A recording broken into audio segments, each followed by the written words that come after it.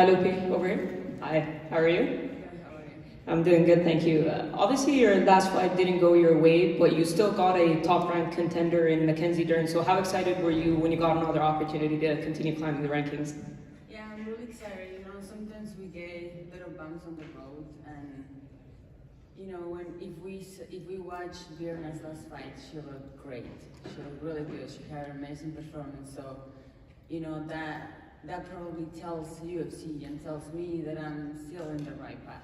So yeah, it's just a learning experience that I took, and I did learn a lot and took a lot of good stuff out of the fight. And I just went back to the gym, fixed some things that, you know, I needed to fix, and also during the camp and also during fight week, you know, there is always things to change and to keep adjusting. So that's what we did, and I'm so happy to be here. And you're up there when it comes to stats and takedowns, landed, takedown accuracy. That being said, considering Mackenzie's jiu-jitsu game, do you avoid the ground completely and do you feel like you have a big advantage in the boxing? Yeah, I do feel that I have a big advantage in the boxing, but also I'm not scared to, you know, to get my takedowns in. That's what I'm known as, you know, for a wrestler. So I'm excited to get in there and mix everything up. And Mackenzie said she needs to kind of avoid brawling because that's what she's done in her past couple of losses. Do you feel like that's kind of how she is, that maybe once she gets hit, she gets lured into it? Do you feel like she can't help it, or do you expect a more kind of technical and patient version of her? Yeah, I'm expecting her best version of herself. So, you know, I'm sure she tweaked a couple things, but sometimes when that happens and you're in the heat of the moment, you go back to all you know, when the heat is on you. But we will see, you know, I'm excited to just face the best version of herself. And Noche UFC is next month. Is part of you upset that you missed out on that card? No, I'm not upset. You know, I always say, look at the good stuff that you have, look at the stuff that is going on for you, and not wish what you don't have. You know, like a lot of the stuff we just sit and wish for things that we don't have instead of just enjoying what we have. So I'm just doing that, you know, enjoying every moment, and this is my path, and I'm here, and it's great, you know. I get to be in my first main card, and that's exciting too. And your sister competes in the Olympics, I believe, 6 days after you compete on Saturday. So tell me, what's that like for both of you to have big opportunities? Yeah, it's really exciting, you know. Like I'm gonna be there after here. I'm going that way, and I'm really excited. I'm so proud of her, and yeah, she's gonna do great. And one last one from me. Zhang Weili doesn't have a fight yet. Some people think it could be Tatiana Suarez or Verna. Who do you think should get the next title shot? I mean, either one of those two girls, you know, I don't know if one of them is hurt, but whoever is available, I think they should just give it to them, because the division needs to keep moving, you know. So if there is two options there, like they should make it happen. And do you see Zhang Weili being a dominant champion for a long time, because she's already racked up a couple of title defenses? Oh yeah, definitely. She's a very well-rounded fighter. Thank you.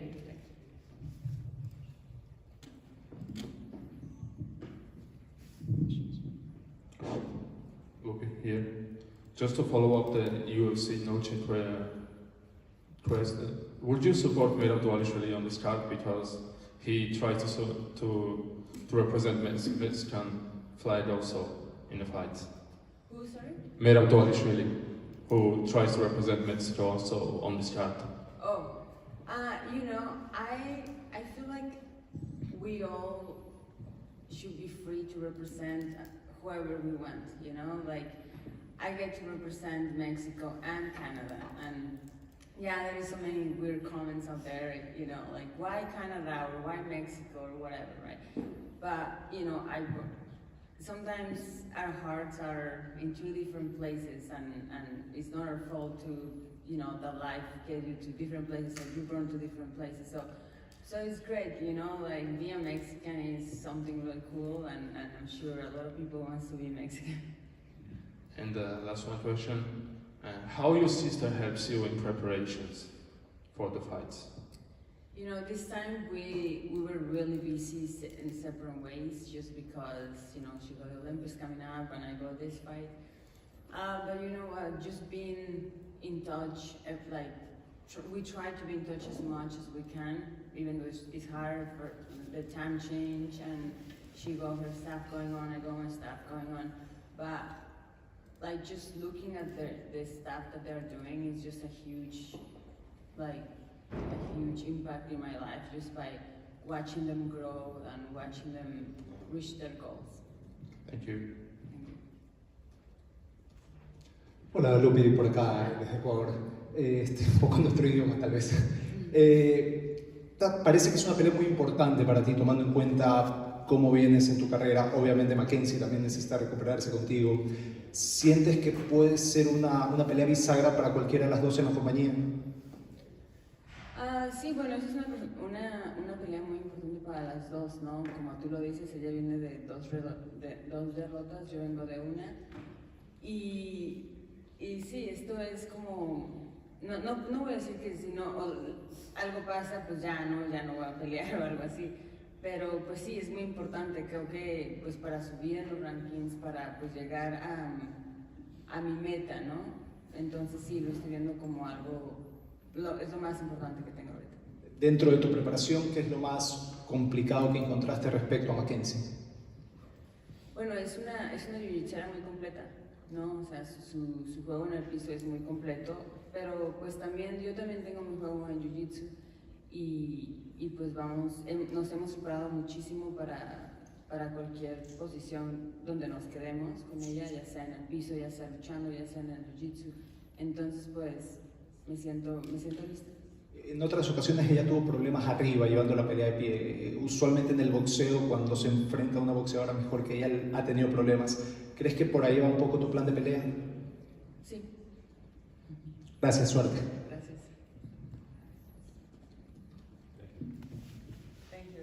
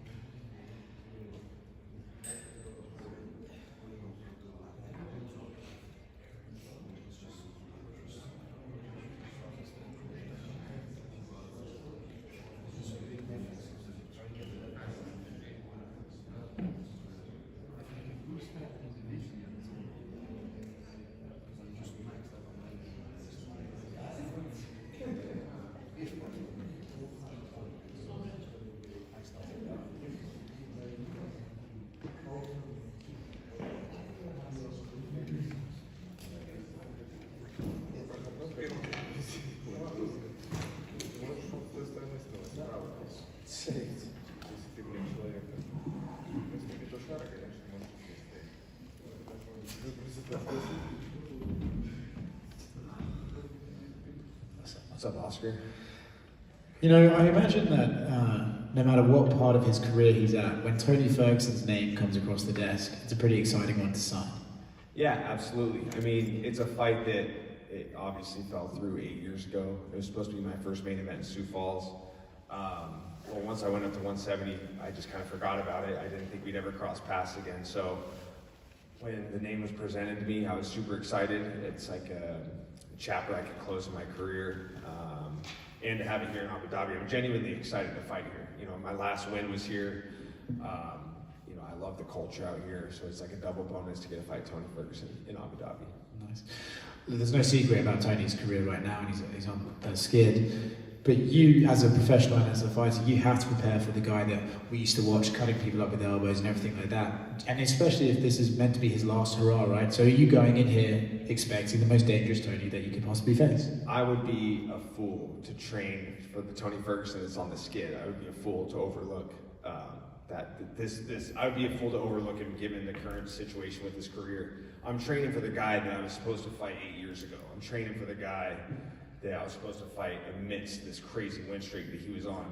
Just because he's 0-7 in his last 7 fights doesn't take away his offense. It doesn't take away his skills. It doesn't take away his darts choke. You know, like it doesn't take away all the things that he does very well. And I look at some of those fights and I kind of put an asterisk next to him, like, you know, I commend him for the David Goggins Hell Week. That's quite a feat. But I don't think that that's a great thing to do in a fight camp. I think that compromised him. I'm not saying he would have won that fight, but I'm saying I kind of put an asterisk next to it. Like, how would he have done if he didn't go through such a strenuous week? You know, that probably led to him tearing the ligament in his knee. You look at the Nate Diaz fight, you know, that was already a short notice camp to fight Li Jingliang, and then they switch opponents. He fights Nate 5 rounds. You know, there's just weird little things amidst that skid that, you know, I kind of put an asterisk next to those losses. So I'm training for the dangerous Tony Ferguson, the one that we all knew so well, the one that we all love. I mean, I get all these messages like, please just throw the fight with Tony Ferguson. I'm like, why the hell would you, what a terrible thing to message me, you know? Like, I'm training for a dangerous Tony Ferguson, and if this is really his last fight, I imagine he's gonna pull out all the stops. So I hope I get the best version of him. I want the version of him that I was supposed to fight 8 years ago. You know, out of all the fighters that I talk to, you're one of the biggest fans of this sport that I'm aware of. So people can say what they want about Tony and where he's at in his career, but eventually, when it's all said and done, you have the chance here to look back, not only have Tony on your record, but to be his last fight of the UFC. Now, I'm sure that does something for you, and there's an emotional connection to Tony. We all love Tony. Do you look at that and go, man, what an opportunity I have here to sort of say goodbye to a legend? You know, absolutely. Especially because it's like unfinished business, but in a very, you know, there's no bad blood between us.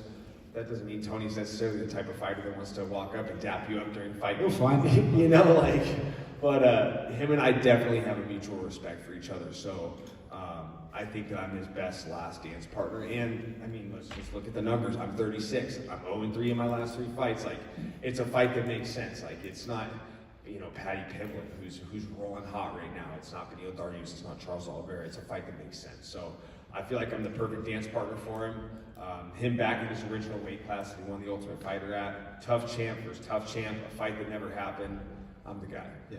But that doesn't mean I'm going to send him off riding off in the sunset on a win. I got to go out there and beat the guy, and I plan to finish him. So make no mistake, I am the perfect dance partner, but that doesn't mean it's going to go well for him. For you then, what exactly does a win here do for you? Does it give you a clarification on where you're at with your career? Does it give you a big name to propel yourself forward, back into the win column, back up the rankings? What exactly does a win over Tony do for you? The latter of the two. Get back in the rankings, make another run at it. Last year was hard, man.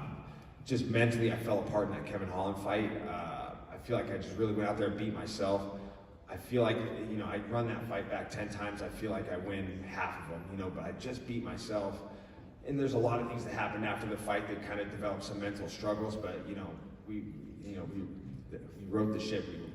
I righted the ship, or however you want to word that, you know. So things are good. My head's in the right place, and I know what I want to do with this next chapter of my career, and that's get back in the rankings. So it all starts with Tony Ferguson, but I got to go out there and I got to beat him in devastating fashion. I can't go out there and sneak by. I'm not going to go out there and have a 15-minute fight. I'm going to go out there, put a pace on him, and I'm going to put him away. So I got to send a message to these guys, let them know I'm still relevant, and it all starts with Tony Ferguson. I'm not looking past him.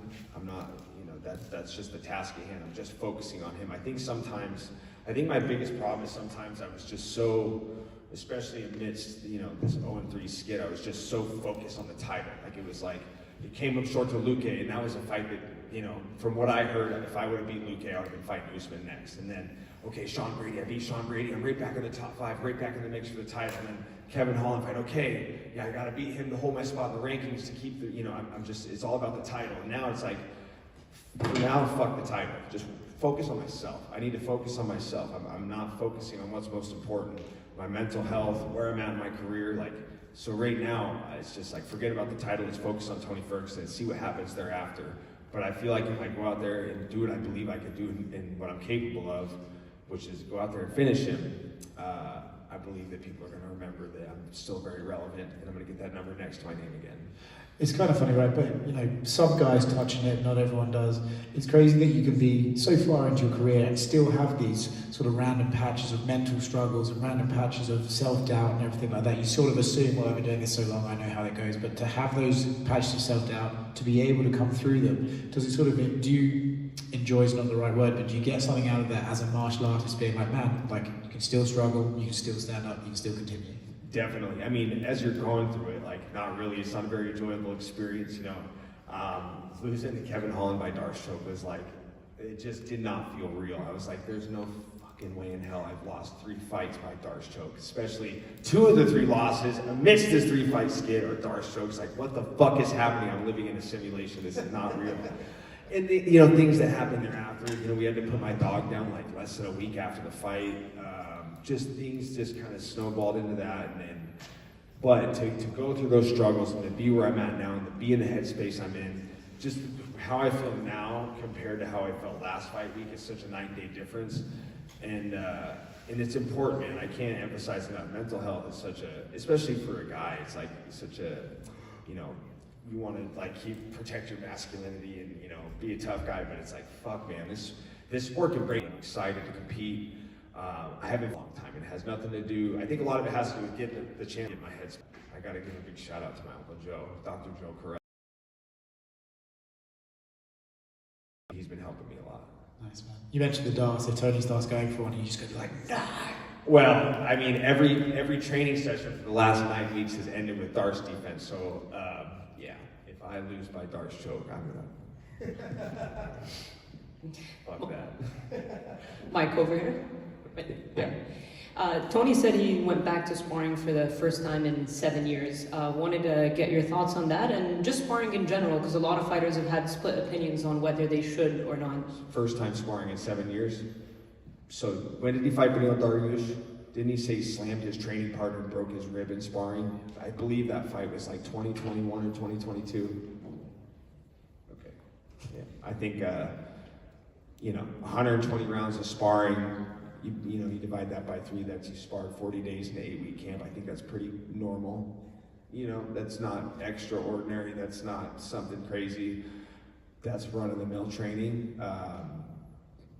Great, I hope he did spar. He should. He's going to need to. He's got a really tough fight on his hands. 120 rounds of live training is kind of base level, I think. But he did not take 7 years off from sparring. He's blowing smoke. So, yeah, I love how ESPN made a nice little Instagram post about it like it's some fucking big deal. Like, holy shit, Tony Ferguson's doing 120 rounds of sparring. It's like, all right, well, I'm sure every fighter on the card's probably like, wow, that's fucking great. Like, we all do the same thing. Like, and I think he included grappling and wrestling in there. So how many days did you grapple? How many days did you wrestle? Like, every time I go to jiu-jitsu, it's 5 to 10 rounds of live training. If I go to wrestling practice, it's 5 to 10 rounds of live grappling. If I spar, it's 3 to 5 rounds. But you add it up, I could put up a good, little headline. Hey, I did 250 rounds of live training this camp. Let's see if ESPN makes a post about that. Who gives a shit? And he also kind of, What's up, my brother? Sorry. That's a first. Yeah, he's also talking about, like, if you want to wrestle, I'm right here. Do your eyes light up when you hear him say that kind of stuff? Do you believe him, or do you feel like this might play out on the field? I think it's going to be a nice display of mixed martial arts. All fights start standing. I think that he's expecting me to force some wrestling sequences. I would love for him to shoot on me. I mean, the only guy I've ever really had shoot on my legs is Sean Brady, and that's not the easiest guy to have inside the distance, inside on your legs. I would love if he shot on me. I mean, I've never really got to display my takedown defense and my defensive, just my wrestling defense as a whole. But I think he's expecting some bad shots. I think he's expecting some opportunities to snatch my neck. He's not going to get them. But I anticipate a full display of mixed martial arts, and I anticipate getting this fight done in a couple rounds. And one last one for me. What were your thoughts on Bilal's win over Leon? It was great. I mean, it's something that I was a little bit surprised. I thought it'd be a 50-50 fight. You go back and look at the first fight, granted Bilal's coming in on short notice. Leon had a full camp for Khamzat Chimaev. What, 2 weeks notice, less than 2 weeks notice, something of that sort. Plus you mix in all the ranked wins over Luke and Wonderboy, and like his strength of schedule is so much better. So that, looking at that, reminded myself that this fight's a lot closer than the odds makers may have it. But good for him. What a masterclass. I mean, just went out there and put a pace on him.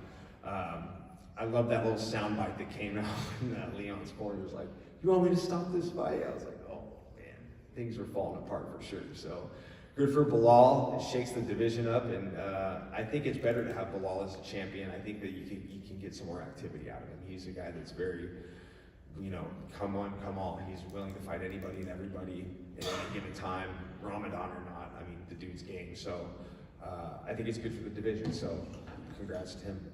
Thank you. Yep. What's up? Hey Mike, how are you? Good. How are you? Is there added pressure on you for fighting in Abu Dhabi or 0-3? Last one was in Abu Dhabi. First main event, my second try at the Arena. I proposed to my wife in Dubai. A lot of very, very special moments, not only in my career but in my life.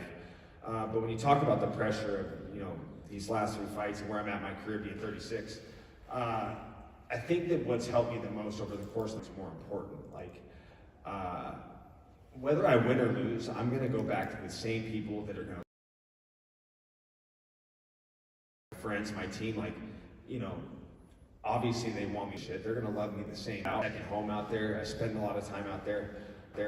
But I think it's important for me to just go back home and do better. And I just, my head is in a much better place when I train at home. And if I gotta, you know, break away from Spokane for a few days and go train and get some looks, you know, I go out and do that. But I think the stars are definitely aligning for me to make another good run. And outside of that, you know, everything with the broadcasting career, man, it's such a blessing. I can tell you how I got here as a fighter, but when I look back and like, I don't even know how the hell I got into broadcasting. I think I just bitched about it enough and got around the right people enough and got in their ear enough to get my opportunity. But sometimes I got to pinch myself because sometimes it doesn't feel real. And it's, you know, and that's the other thing too. You want to talk about taking pressure off of this, taking pressure off your shoulders on the back end of your career. I already have a plan, you know, like a lot of guys are like, shit, what am I gonna do? Like, you know, we're coming to the end, I'm in my mid to late 30s, what the fuck am I gonna do? It's like me, I'm like, I got a plan, you know, and I gotta remind myself of that, like, and the best part about it is, I'm never gonna have to work a 9 to 5. My life is gonna revolve around the sport until the day I croak. Like you know, once I'm done being a fighter, I'm a broadcaster. You know, once I get that promotion from analyst to commentator, great. Like, it's like, I'm so blessed, you know, and to see these blessings amidst the worst stage of my career shows I'm in a really good headspace. We have time for 2 more. Sean, go ahead. Hey, Mike, what's up, brother? What's up, brother? What do you think is more prominent in MMA right now? The 35 and over curse or the Michael Chiesa curse? The fucking Michael Chiesa curse. 100%. And the funny thing is I randomly discovered that at the desk when I was, I think it was when Luke was fighting Bilal. I was like, just kind of looking through the records and it just kind of clicked in my head. I'm like, man, every guy that's ever beat me has lost their next fight. The Chiesa curse is a lot more prominent than the 35 and older curse because Bilal went out and broke it. So, and I have a feeling that, you know, I think a few other guys can do the same. So, yeah, the Chiesa curse. Yeah, for sure. It lives on. Michael, you. It's been almost a year since we saw you in the cage. How did you use this time? Obviously, always in the gym. You know, that's just kind of like run-of-the-mill stuff as a fighter. Like, you're always in the gym in your time away, or you should be at least, getting your sparring in, and really just kind of working on my mental game. Just making sure getting my head right. Just focusing on things in my life outside of fighting that needed to be addressed and things of that sort. But I'm excited to go next door and go recapture the magic that I did against Neil Magny January 20th, 2022, I think it was. Yeah, looking forward to riding the ship here at home in Abu Dhabi.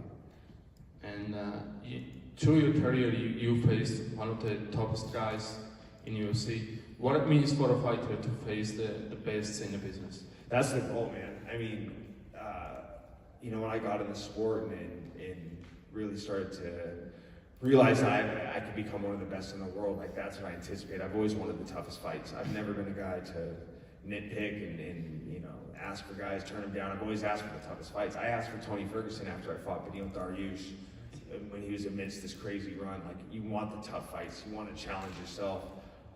And I've always said, like, win big or lose big. I mean, I'd rather do that than fight somebody that nobody knows, that's, you know, that there's no reward to it. So roll the dice, you know, roll the dice, win big, lose big. So I like to fight the tougher guys. I like the challenges that they present. And the ones for me, Tony said that he will use his wrestling against you. So on the ground, what kind of advantages do you see against Tony Ferguson? If he's going to use his wrestling, I'm going to say thank you ahead of time. So I'll just kind of leave it at that. If he wants to wrestle me, that's going to be the beginning of his demise. Like I said, the only fighter to ever really try to wrestle me is Sean Brady, and that guy's mutant strong. He is not Sean Brady. So if he wants to offensively wrestle me, that's going to make my job a lot easier. I don't think he'll do that. Yeah, I think that I'll be the one initiating those sequences. So we'll see what happens. But if he does get it on these legs, awesome. I'm excited. That'll be great. Shoot your shot, bud. Thanks, you guys. It's good to be back. Oh, Michael, hello. Hey. Many say that this fight is the last chance. Strange that you are the fighter that matchmakers gave Tony as his last chance, as one who Tony can beat at this stage of his career. Maybe. You know, I don't know if that's their mentality. I think that more than anything, it's just a fight that makes sense. You know, like, he wanted to go back up to 170, and if you just look at the choices of guys, you're not going to give him, you know, Renat Fakhretdinov or someone like that. Like, that would be, if that's his last fight, that's fucked up, for lack of better words. This is just a fight that makes sense. This was a fight that was supposed to happen 8 years ago. He's an Ultimate Fighter champion. I'm an Ultimate Fighter champion. You know, I'm on a skid. He's on a skid. It's just a fight that I think the numbers just match up. You know, he's 40, I'm 36. I mean, it's the perfect matchup. It's the fight that makes sense. So I don't think it's them trying to give him a gimme, because I'm far from that. But it's just a fight that, if you look at the numbers, if you look at the metrics, I think it's a fight that makes sense. But by all means, he's not riding off on the sunset on the win. He's going to get his last fight, but he's not getting his hand raised. I mean, it's simple as that. Yeah. Thanks, Mike. Yeah. Thanks, guys. Enjoy the show.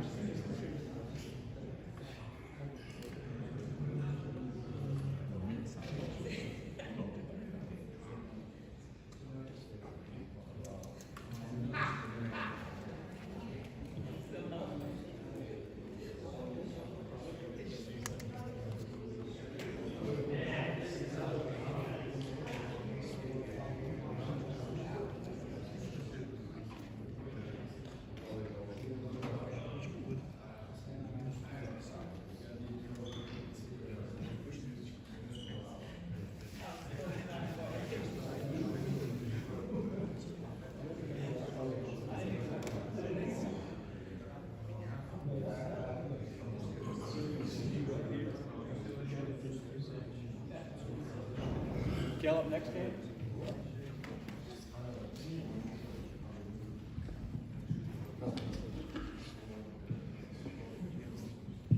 Hi, Michal. How are you? When you got the name Shara, he obviously has a lot of hype. What was your reaction, and have you been impressed with what you've seen from him so far? Jak dowiedziałeś się, że walczysz z Sarą, jakie były twoje emocje, że jest trochę zhypowany, jak do tego podszedłeś? This is a very good fight for me because Shara he's very popular fighter, and this fight will be very excited for me, for fans, and I am very happy. And in his open workout, he was throwing a lot of like flashy strikes, knees, spinning kicks, all that stuff. Obviously, your last few wins have come by knockout. Do you expect this to be kind of a stand-up battle, or do you think he could try to take it to the ground? Na otwartym treningu pokazywał dużo kopnięć kolanami, obrotówek. Jak myślisz, że ta walka będzie wyglądała? Czy będzie w stójce, czy przewidujesz coś innego? I want fight in stance. Stance is my the best side, and I like make a pressure. I like hard punches, and I want knock out my opponent. And your last couple of fights haven't gone your way, but you're an exciting fighter. Obviously, the UFC see that in you as well because you've been fighting all these exciting guys as well. Because the last two fights were pretty quick. You knocked down Kevin Holland before losing. What do you think kind of went wrong? Do you feel like maybe a little bit too aggressive? Do you get a little too excited? What do you feel like went wrong in those losses? Jak myślisz, co poszło nie tak w tych dwóch ostatnich walkach? Najbardziej odnieść się do Kevina Hollanda ostatniej walki. Czy powinieneś być bardziej spokojny, mniej agresywny? Co zawiodło? Kevin Holland is a top fighter. He has great jiu-jitsu, and this fight was short notice. But I don't know. I must train every day, and in the future, I will be the best fighter. And one last one for me. What do you think of Shara's striking? Shara is a great kickboxer, but I think that my boxing is better than Shara, and that's all. Thank you.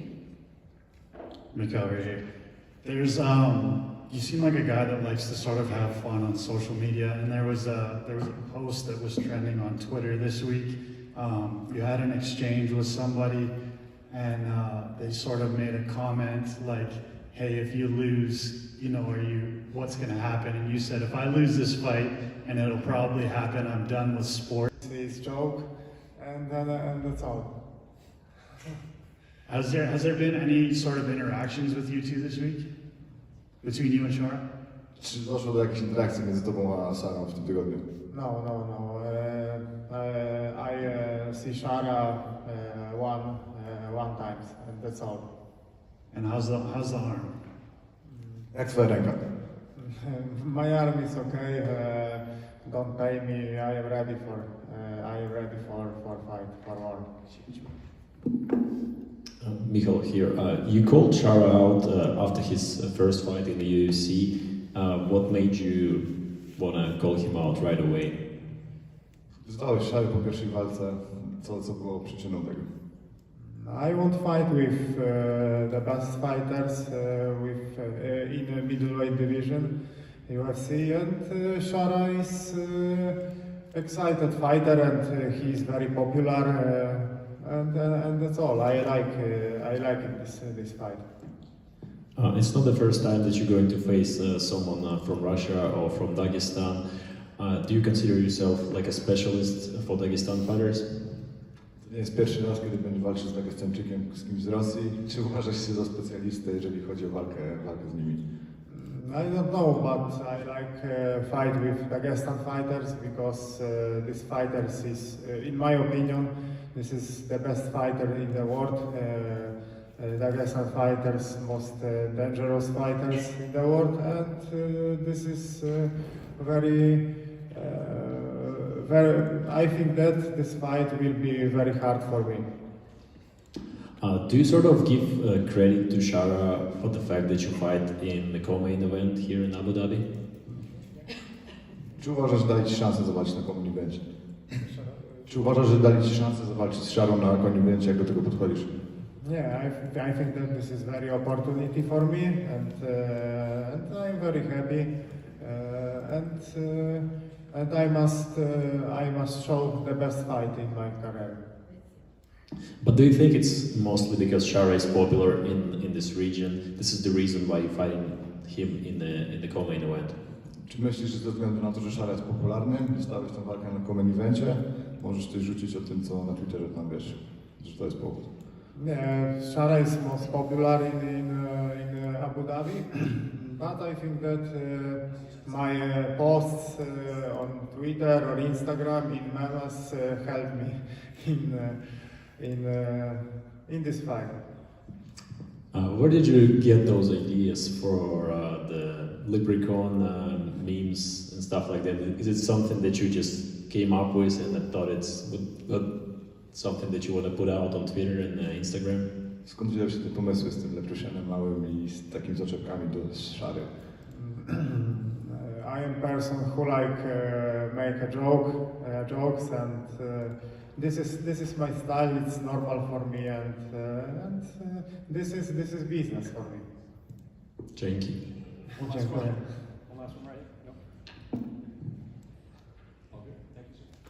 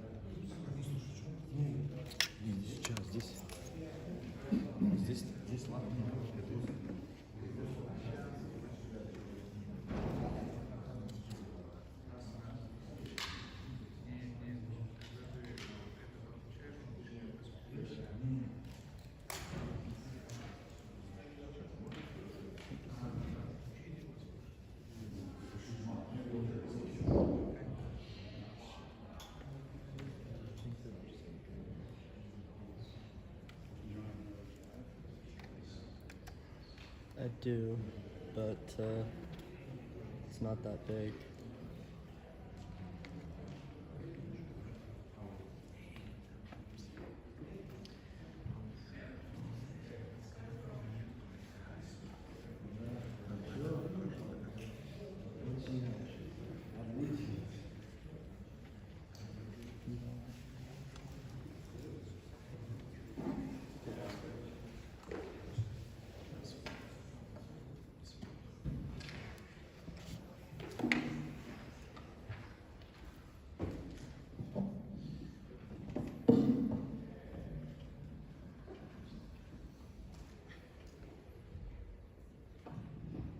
Hi, good morning. Good morning.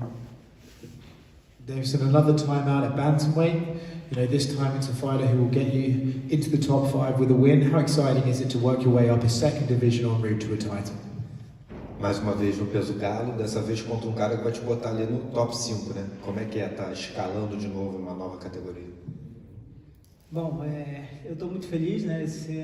Eu, quando subi de categoria, sou um ex-campeão e quando subi de categoria eu pensava, pô, vou pegar um cara ali entre os 5 melhores. Mas entre os melhores não veio e eu trabalhei para isso, né? E agora está na hora de lutar com um cara de nome, um cara que tem um conceito muito alto na categoria. E eu estou entrando aí para fazer um feito muito grande, que é nocautear esse cara e pegar uma oportunidade de lutar pelo cinturão. You know, as a former champion, when I came up, when I moved up in weight, I figured I was going to be in the top 5, fighting top 5 opponents. That didn't happen right off the bat, but you know, I continuously won, and now I'm going in there and fighting a guy who is in the top 5, and a guy who I want to go in there and knock out, do something that's never happened to him before. So now I'm fighting in the top of the division, and I'm going to get a knockout and keep moving forward. Are you maybe a little bit annoyed or surprised that it's taken them so long to give you a top 5 opponent in this division? Você ficou um pouco frustrado, um pouco chateado que não te deram um top 5 mais cedo? Não fiquei chateado. eu sei que na hora certa eu vou ter a minha chance e vencendo o Tito Vera, eu certamente vou ter essa chance. As minhas lutas eu nunca deixo ir para decisão, eu sempre entro para nocautear, para finalizar. Eu não sou o Deus da decisão, né, cara? Eu sou o Deus bem dizer, do extermínio, né? Eu chego ali para terminar a luta o mais rápido possível. No, that didn't bother me. I thought that, you know, it was just a matter of time that would happen. And now here I'm fighting Chito, who will definitely give me really good placement with the win over him. And, you know, I always go in there to finish fights. I'm not the god of decision. I'm the god of war, and I'm the god of going in there and finishing fights, and that's what I want to do. You know, what are you expecting from Chito this weekend? You know, sometimes he can go out there and he can be very aggressive. Sometimes he can go out there and invite the fight onto him and maybe have a bit of a low output. What exactly are you expecting from him this Saturday? O que você está esperando do Chito? Às vezes ele tem um estilo bem agressivo, às vezes ele espera a luta vir para ele. O que você espera? Eu espero encontrar um Chito ali bem agressivo, né? Como todos me conhecem, sabem que eu sou um cara muito agressivo. E agora me tornei um cara mais perigoso. Você não sabe o que vem, né? Você não sabe se eu vou colocar para baixo, se eu vou trocar. Eu me tornei um cara completo ao longo da minha carreira. Então, que o título esteja bem preparado, porque eu tenho muitas armas para ele. I hope to find a very aggressive Chito on Saturday.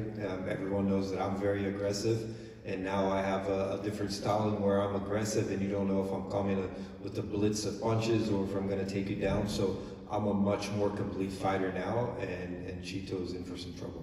Do you look at his performance against Sean O'Malley and take anything from it, or is your style different from O'Malley, so there's nothing really you can compare to? Você levou alguma coisa da luta dele com o Sean O'Malley ou você acha que o teu estilo é muito diferente do Sean e não dá para comparar muito a luta? Bom, o Shara Magomedov é um cara, eu comparo ele Muhammad Ali, né? Uma borboleta que voa em alta velocidade, mas não nocauteia ninguém, né? Eu sou estilo Mike Tyson, eu entro para nocautear e o mais rápido possível. You know, I would compare Sean O'Malley to Muhammad Ali. He's like a very fast flying butterfly, but he doesn't knock anyone out, you know. I'm like Mike Tyson. I go in there to finish fights and to get knockouts. Deiveson over here, right in front. Hi. This has been some of your quickest turnarounds in years. How does it feel to not have to cut those extra 10 pounds, and do you feel like you can go back to that activity that you had back in 2020 where you fought 4 times? A gente não te via lutando tanto assim, né, há algum tempo, né? Você acha que isso é devido ao corte de peso? Você não tem que cortar mais tanto peso? O que te fez ficar ativo assim? A gente não vê você lutar tanto desde 2020. Exatamente. A categoria de baixo é uma categoria que eu me sacrificava muito para bater 57 quilos.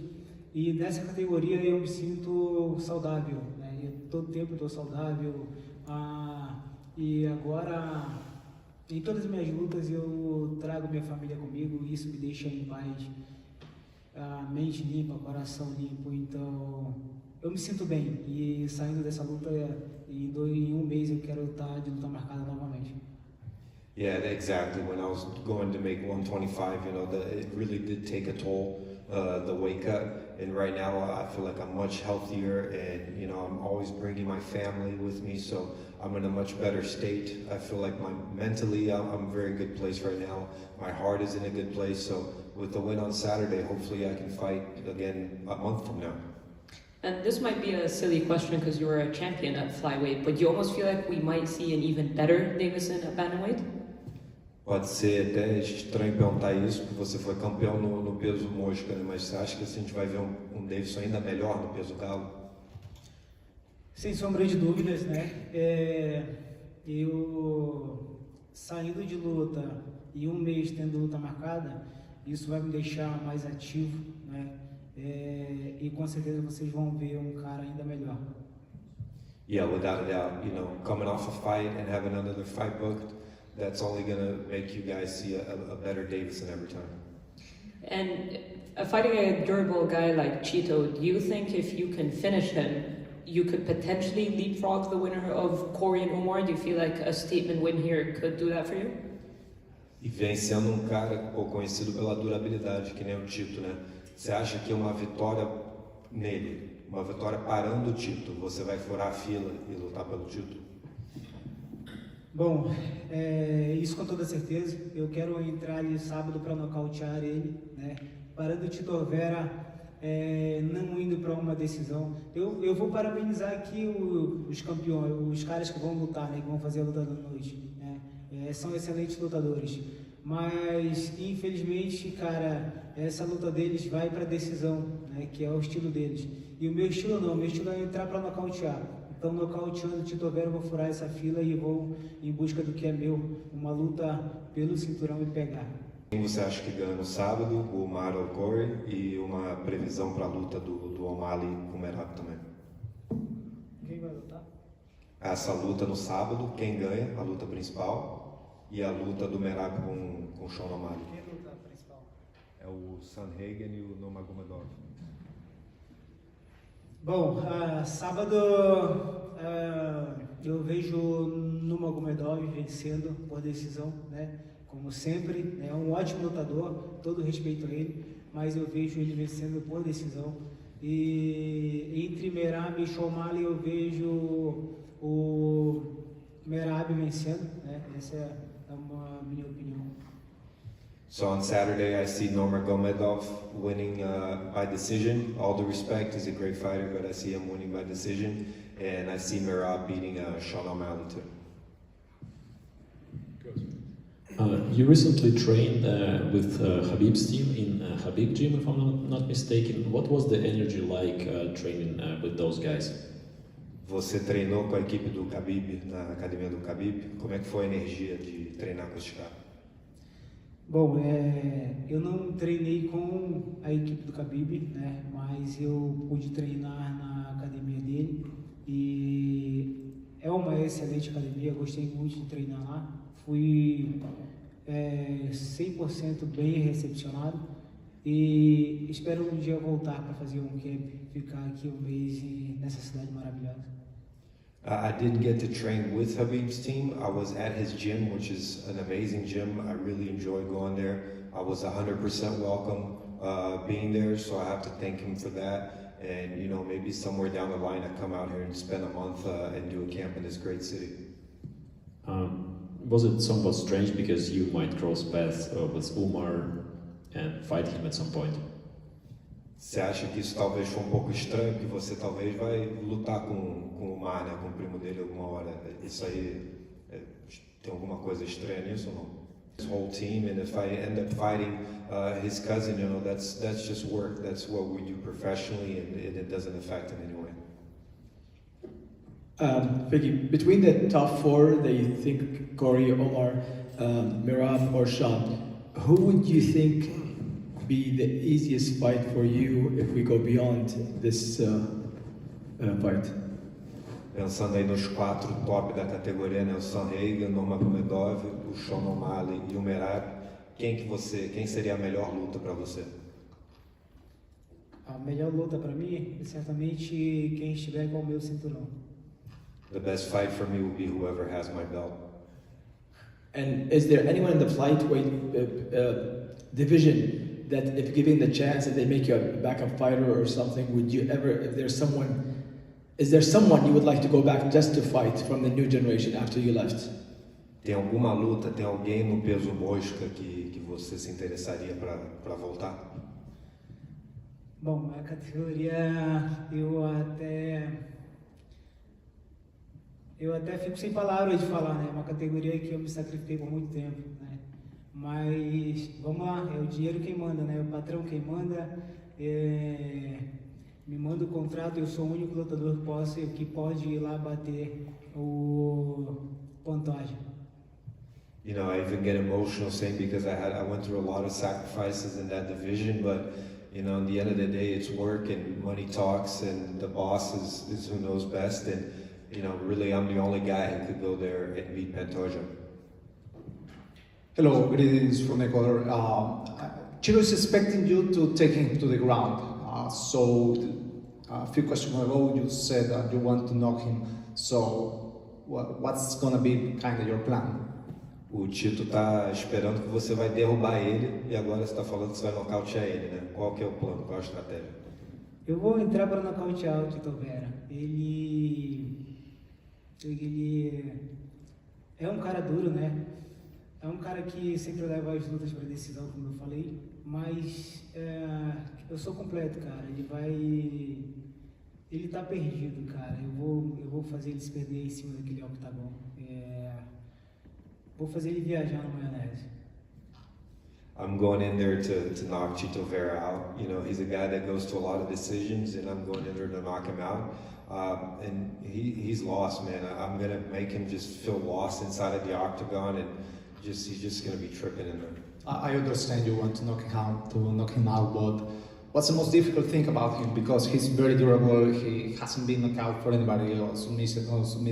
So what's the most difficult thing about Chiro? O que você acha que é o mais difícil do Tito? Porque ele nunca foi nocauteado, nunca foi finalizado. O que você vê que é o mais difícil ali nele? O mais difícil é nocautear ele, né? Então eu vou trabalhar ali. A cada minuto que se passa, essa é a meta: nocautear o Tito e mostrar que eu sou o cara para uma nova disputa de cinturão, para lutar pelo cinturão. What's most difficult is to knock him out, you know, but I'm going to go in there always looking for that, and I'm always going to be looking to take him out in this fight, and I'm looking to fight for the belt. The last one for me, do you expect him to be like very aggressive or very passive in the fight? Você acha que ele vai ser muito agressivo ou muito passivo na luta? Certamente, como ele está achando que eu vou levar ele pro chão, ele vai ser passivo, né? Então eu vou ter que ser agressivo com ele para ele se tornar um cara agressivo e a gente proporcionar uma luta perigosa para todos os fãs nessa noite de sábado. Definitely, if he thinks that I'm going to take him down, then he's going to be taking a more passive stance. So I'm the one that's going to have to be aggressive with him, and in turn make him aggressive so that we can put on an exciting and dangerous fight for the fans. Two more games. Deiveson right here. Hi. I just have one for you, brother. A former opponent of yours, Brandon Moreno, earlier this year, he said he was going to take some time off from MMA to kind of heal his injuries and to kind of get his mental health back together. I just wanted your thoughts on that. O Brandon Moreno, mas no começo do ano, ele falou que ia dar um tempo, né, para recuperar a mente, o corpo e tudo mais. Ele quer saber o que você acha disso, se você já sentiu a necessidade também na tua carreira de dar um break. Bom, o Brendo é um excelente lutador, né?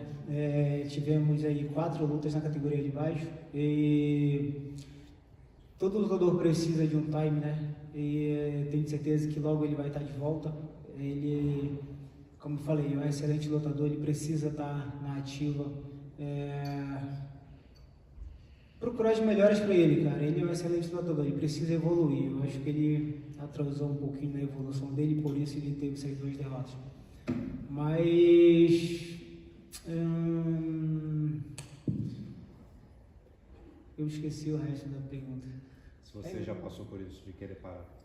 Bom, e na categoria de baixo, com esse peso me agredindo todo o tempo, eu por várias vezes pensei em parar, né, em subir de categoria, não passava pela minha cabeça, mas sim dar um time. Mas eu não deixei isso chegar até mim, né, cara? Eu passei por cima disso, continuo.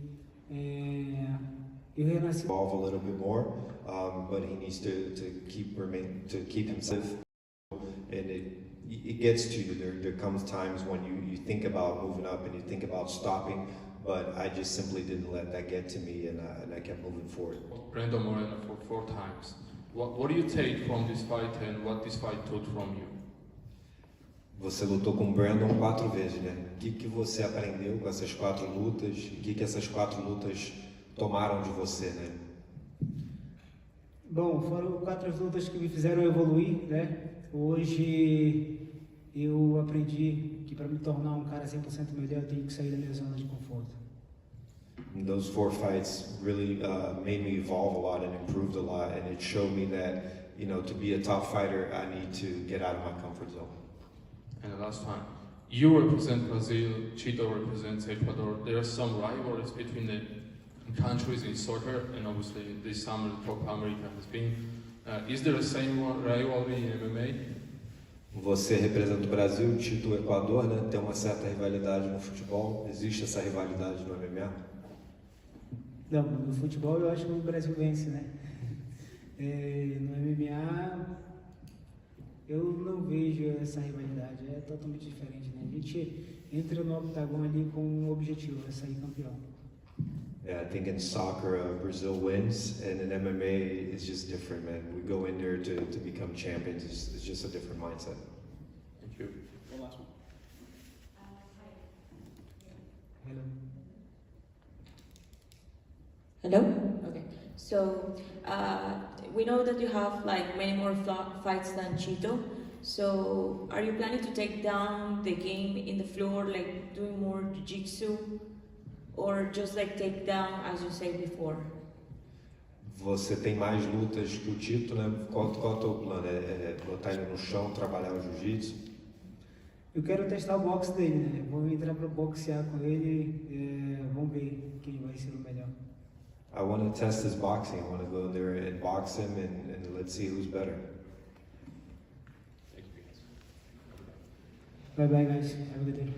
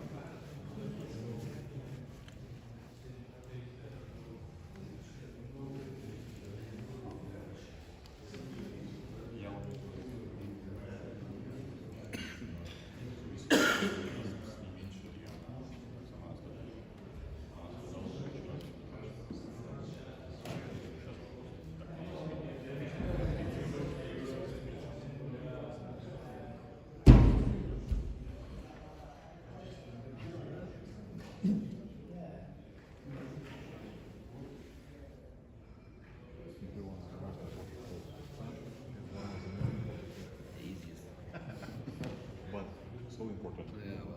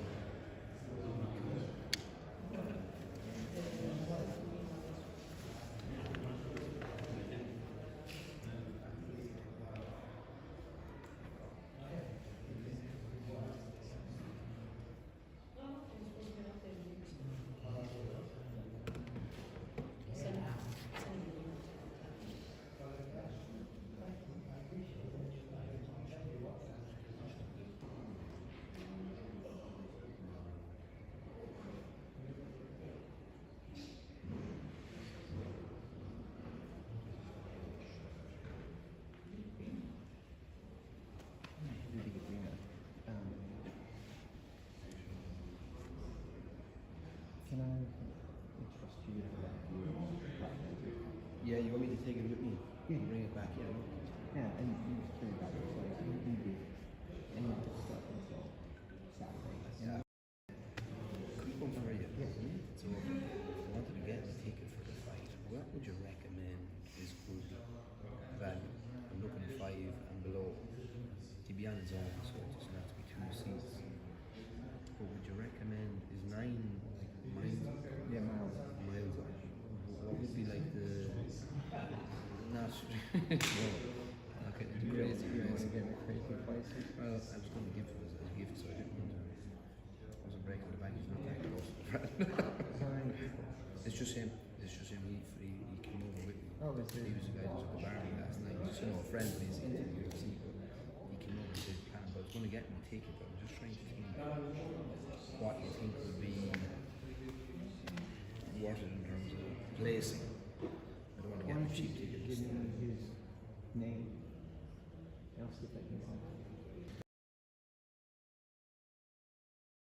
No, absolutely. Okay, well, I'll send you a message, Eddie, but if not, let me know. Yeah. Okay, good job. Oh, that would be incredible. If not, we'll figure probably 5 or 6. Yeah. Okay. Lovely job. All right, thanks, man.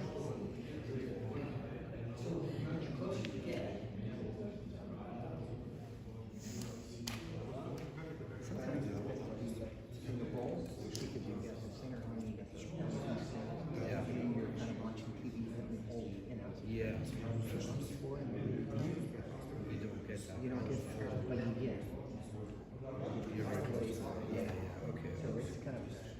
Yeah, I know what you mean. I know what you mean. If you're a fan, and He's never been to a fight. oh, then I Big kind of fan. put him in. He's never been to a fight. Put him in bowl. The ball being. Yeah, I think 5 or 6. Yeah. Because he'll be experienced. But why don't you plan on that? Yeah. You send me Okay, we'll do. before Yeah, you yeah. purchase. Okay, no worries. Okay, I'll do that now. Cheers, pal.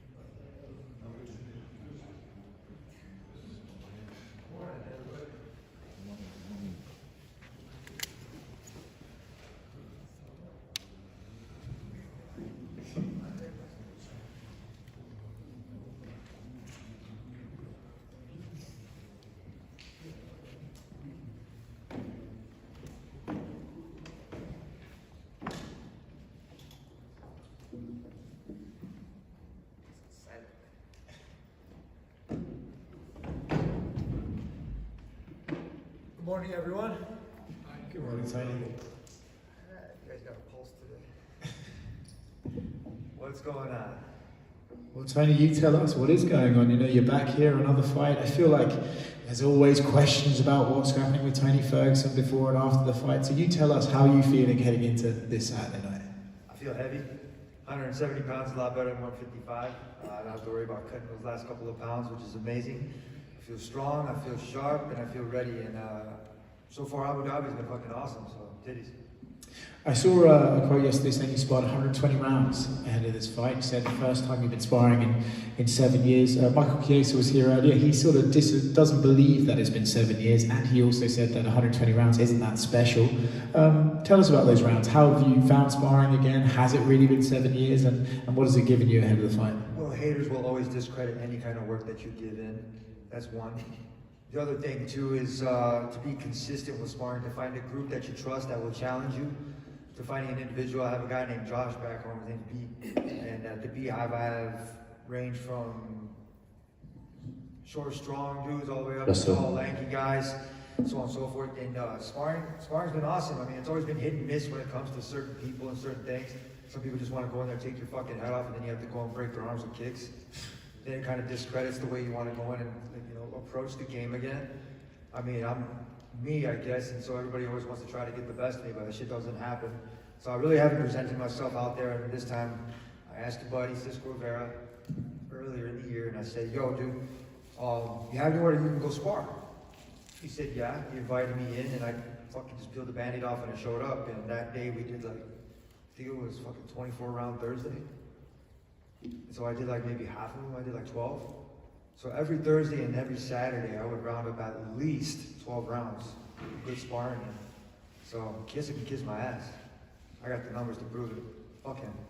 You know, like, I want to be tactful about how I ask this. Dana White said that he wants this to be the last one. After the last one, he said he wanted that to be the last one. Well, we want Dana to do a lot of shit last for him too, so I mean, we can't discredit that one either. So I mean, I'm being real with it. At 170 pounds, I'm not killing myself to get to 155. I do feel fresher. 155 pounds is closer to my high school wrestling weight. 152 pounds. So you guys do the math. I'm 40 fucking years old. I've been competing in this sport for a very long time. All around the sports for over 35 years. Kind of crazy. Wrestled in college at 165. 170 is what I won the Ultimate Fighter at. Michael Chiesa won it at 155. You know, we do the math, we do the numbers. You're not supposed to go backwards. I've been fighting backwards my whole entire time, trying to just stay there for who God knows fucking what reason. 170 pounds, I feel comfortable. I don't feel like this is gonna be my last fight. I have to do some extraordinary shit, is what I'm planning to do. So that's why I feel sharp. I did 2 practices already this morning. I didn't even realize until I was walking up here. I did pad session at like 12:30. I'm watching Chiesa as he's walking through the hallway. I'm walking through, and here he is with his guys, and he looks like he's all skinned out, kind of all skinny, hating life because he probably was cutting weight. You lift a bunch of heavy weights, you're gonna fucking have all that weight to lose. And I realized that going 155 pounds. I always wanted to be the big dude going 155. I'm already a big guy, dude, but I'm long and lanky and I'm strong. So 170 pounds fits me right. Doesn't matter if people say that I should go lower or heavier, whatever the fuck it is. I feel comfortable out this way. Is this the last fight in your contract? No, I don't think so. I mean, you guys all read the tabloids and everything, how they want to keep renewing contracts and stuff. I've been very fortunate to always get a better deal when it comes to myself and have my agency look after me.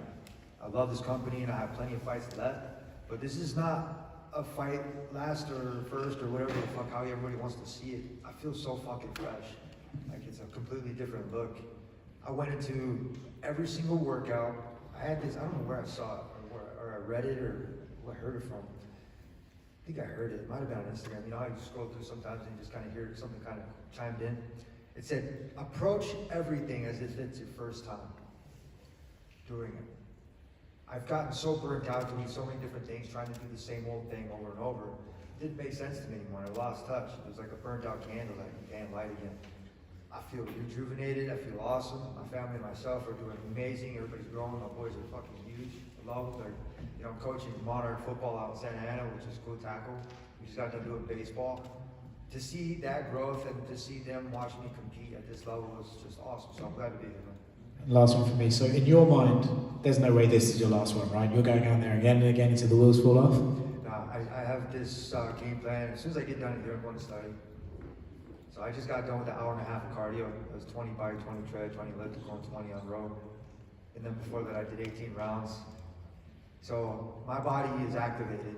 And to be as focused as I am right now, I'm taking this not as a kill kind of thing, because that's never how the guy I was, but more of an athlete, as in I'm gonna outpoint you, I'm gonna fucking work you, I'm gonna make you wanna get the fuck out of there.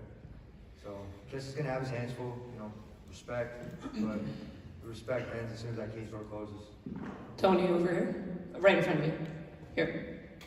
Where you at? You won the Ultimate Fighter at welterweight. You've obviously had a lot of success at 170. Does part of you wish you had moved back up a few fights ago, or do you feel like now is the right time? Well, at the time I had my management, I was with Paradigm, and I wasn't sure who said it. It made me feel awful. It made me feel I was kind of inadequate going 170 pounds. So I don't know if it was Dana or my management at the time or who the fuck it was, but they made me feel like I had to go to 155 pounds. I was like, what the fuck, dude? What do I say about it? Pretty much didn't have a choice, I guess, at the time, which what I thought. Maybe I did, I don't know, I don't care. I did my business at 155 pounds, and what I realized is it's harder to go backwards than to go forwards. And I know that all that weight cutting and doing the sauna and the sauna suits, that was so against everything that I did in college and in high school. My dad was really big on, don't wear sauna suits, don't use the sauna, wrestle your natural weight. You don't have to lift a bunch of weights. You don't want to walk through the door sideways like that. You lose your flexibility. You get hurt easier. I lost track of all that shit. And at 170 pounds in the Ultimate Fighter, they were hating on me because these fuckers were cutting from 205, 210. These were tall dudes, big dudes. I just didn't give a shit. I've wrestled everybody in college and all the way from like grade school. In order to be the best, you have to beat the best. And what I did was I went from every single weight class, from the lightest all the way to the heaviest. And I would always go in there and handle the shit. Didn't matter how big anybody was. They were the same size on the ground as everybody else. So, I mean, at 170 pounds, I don't know what my record is, what? 14-3? Not bad at welterweight. I mean, lightweight's cool too, but I feel stronger and I feel sharp and I feel healthy. I feel super solid right now. Have come by dart stroke. You have a pretty damn good dart stroke. Do you see that? Do you envision ending the fight that way? I envision the fight going a lot of ways, but not him with his hand raised. I've seen this, and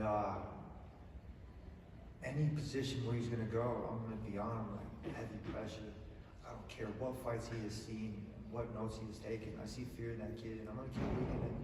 You don't have to fear of anything except for him making a mistake. I'm going to catch him making that mistake. I guarantee it. And he seems to think that he has a big advantage in the wrestling. How do you rate his striking? He's an Ultimate Fighter winner. You have to give him that. I mean, to endure 4 fights in a tournament, anybody's going to have to be well-rounded. You can't just win this shit just taking people's back. You have to be able to take a punch for one, be able to dish one, two, and a kick. So I'm not taking and discrediting any of the striking. I think a lot of people just want to do that. They throw sand in the shit, but here we are in Abu Dhabi, and I'm throwing sand, baby. Okay. Tony, right here. I had to throw that up there. Tony, on this side. Are you aware how you are liked in the Middle East? The reason that everyone's were buying the tickets is you and Nick. And everyone wanted to see that fight between you and Khabib. Do you ever look back at that fight, what could have happened? It's been scheduled 5 times and it didn't work out? You know, beforehand I would have been pissed off again. It's always going to be Tiramisu Tuesday, and it's always going to be McNugget Monday. We did something special a long time ago, and if it happens, it happens. If it doesn't, it doesn't. I have nothing against the kid. I mean, he's been through a lot of shit already. I feel that at this point in everybody's career, what they can do is represent themselves in the best manner, so that way the newer generation understands that you have to be a tough motherfucker in order to go out there and not just talk shit. So, all due respect, it's cool to be liked, to be enjoyed by people, and have people come up and ask for autographs in a different country. It's fucking awesome. I would have never thought about this when I was little. And win, lose, or draw, not looking beyond this fight, but let's say we look at the numbers, and the big guy said, this is your last fight, and regardless of the result, you look very sharp. I mean, you really do look very sharp versus the last couple of times I saw. Honestly, you look very look like shit, Tony, the last couple of times. But win, lose or draw, would you consider fighting for another promotion? I love the UFC, and this is where I'm going to stay. So I have to earn that right. So, I mean, I do have 7 losses. I mean, who gets an 8th chance when it goes into this, except for me? I don't ever ask for a lot of shit, so I'm asking myself to go out there and do the best performance I possibly can, so that way I can retain my spot. I do want to be here. I don't want to go fight for another organization. Where the fuck I'm going to go BKFC and have Conor work for me again? No, I don't want to do that shit. So, I mean, literally, this is home. It's always been home. If it comes down to it, maybe I'll open up my own promotion. There's a lot of different business routes that I want to go, and I believe that the younger generation, they're waiting for me to fucking do something. And I've been doing a lot of different things. I just haven't taken that next step because, well, I'm not ready yet. So, when I'm ready, maybe so, but not yet. But just for you to know, last thing, you are extremely well liked in the Middle East. I wanted you to know that. Because I live here, that's why I'm telling you this. I appreciate that. It's been pretty cool. I've had a couple people come out of here from different countries that spent thousands of dollars to come here to get a ticket, which is super fucking cool. I have my tattoos, which is fucking a trip.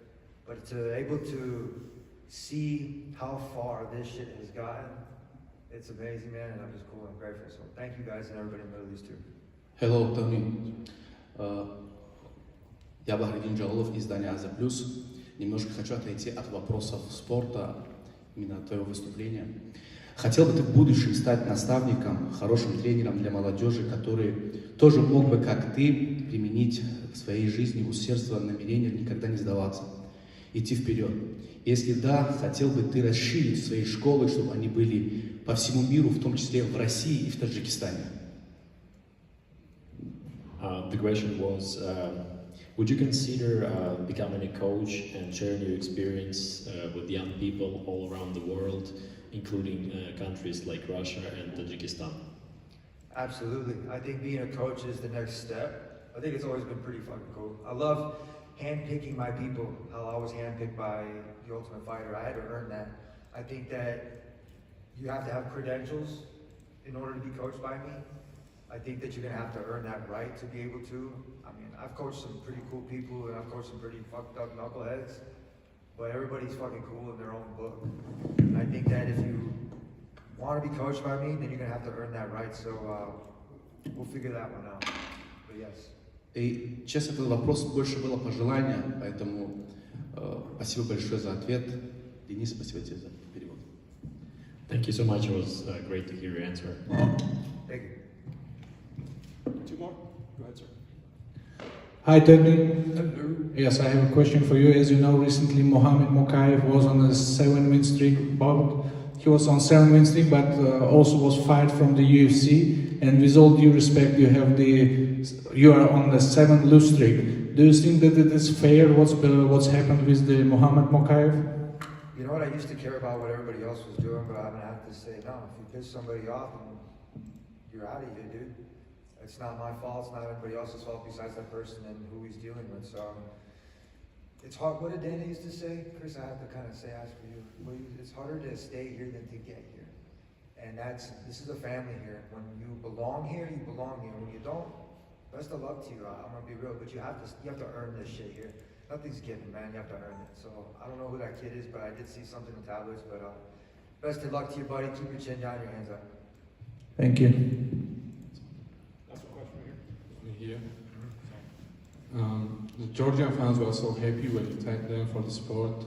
What do fans mean to you? What do fans mean to me? You guys are fucking crazy. I love it. I can't pick a different sport where any major league, NFL, football, soccer, WWE, everybody loves fighting. Not everybody can fight. Not everybody can go play the other sports, but I have never seen one sport carry so many fans from so many different demographics as UFC or fighting, MMA, and that whole aura. I think it's the coolest shit. When somebody hasn't been to a UFC fight, I always explain to them, like, look, you never been to one? You gotta go. And they're like, well, what is it like? I like to explain it to them like it's like a monster truck rally at a concert in one. It's super loud, it's super dope, and it's like it can be the quietest of a pin of a needle when people are out there fighting. I mean, it's so incredibly awesome that And this is still in its young age of the sport, so I'm just fortunate to be here and watching all the transitions, man. And the last one for me, when the Max Holloway holds the BMF title, and if you have to fight for the BMF title, who would you like to face for this title and how? Somebody with wings. Somebody maybe Max. I think Battle of the Wings would be dope. I mean, interesting fights go to interesting, but Max has got some hands. It'd be kind of cool. He's not looking to take somebody down. I mean, he called Gaethje out to the middle of the ring and fucking knocked him out. So I mean, Gaethje's a good contender for that one. You know, even Nick. I mean, I don't know. It's pretty awesome to see how many different legends there are out there and stuff. So I'm one of them. So I can't really say too much because I know everybody wants to go and knock me out. So I'll be real. To fight for the BMF title and fight for another title would be awesome as shit. So it's like another medal to the collection. Thank you. Last question. Yeah, Tony over here. Yeah, my guy. Habib fight didn't happen, unfortunately, but what if you grapple versus Habib? How would it play it out, in your opinion? Ooh, 5-point wrestling. Would have took him from his feet to his back, and Sambo would have been one move. That was it. I know that I would have caught him like he was a bull. Threw him on his ass. So I remember preparing for him before pandemic. We brought in a Sambo, like a world champ Sambo, badass dude. And the whole entire time I wasn't striking. I was wrestling, and we were ready for a good old computer, and I think he knew that. That's why he ran away. But yeah, respect. Thank you, man. Thank you. All right, let me get a picture here. Hold on. Everybody say cheese. Cheese. 1, 2, 3. Cheese. That was fucking lame. Cheese on 3. Cheese on 3. 1, 2, 3. Cheese. What time is it?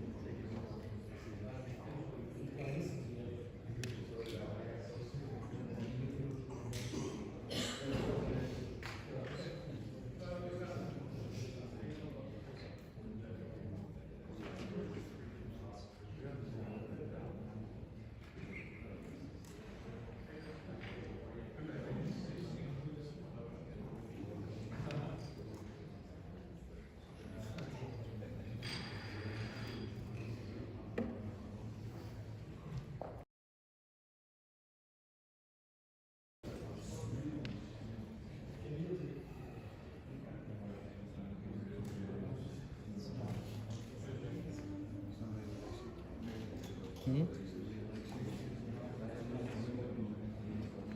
Hard to see it.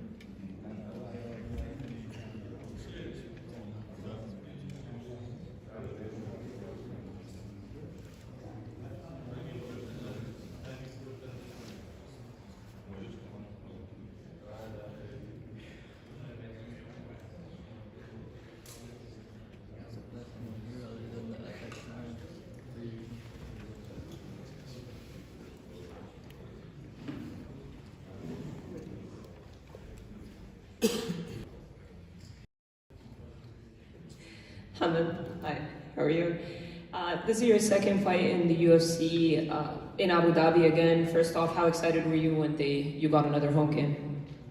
Obviously, I'm very excited and have the pleasure to get to represent my country again and get a second chance. Last time I came a bit up short, I'll say. In the third round, I lost by him taking me down twice. So we worked a lot on this fight and the game plan. And hopefully this fight's going to be way different, and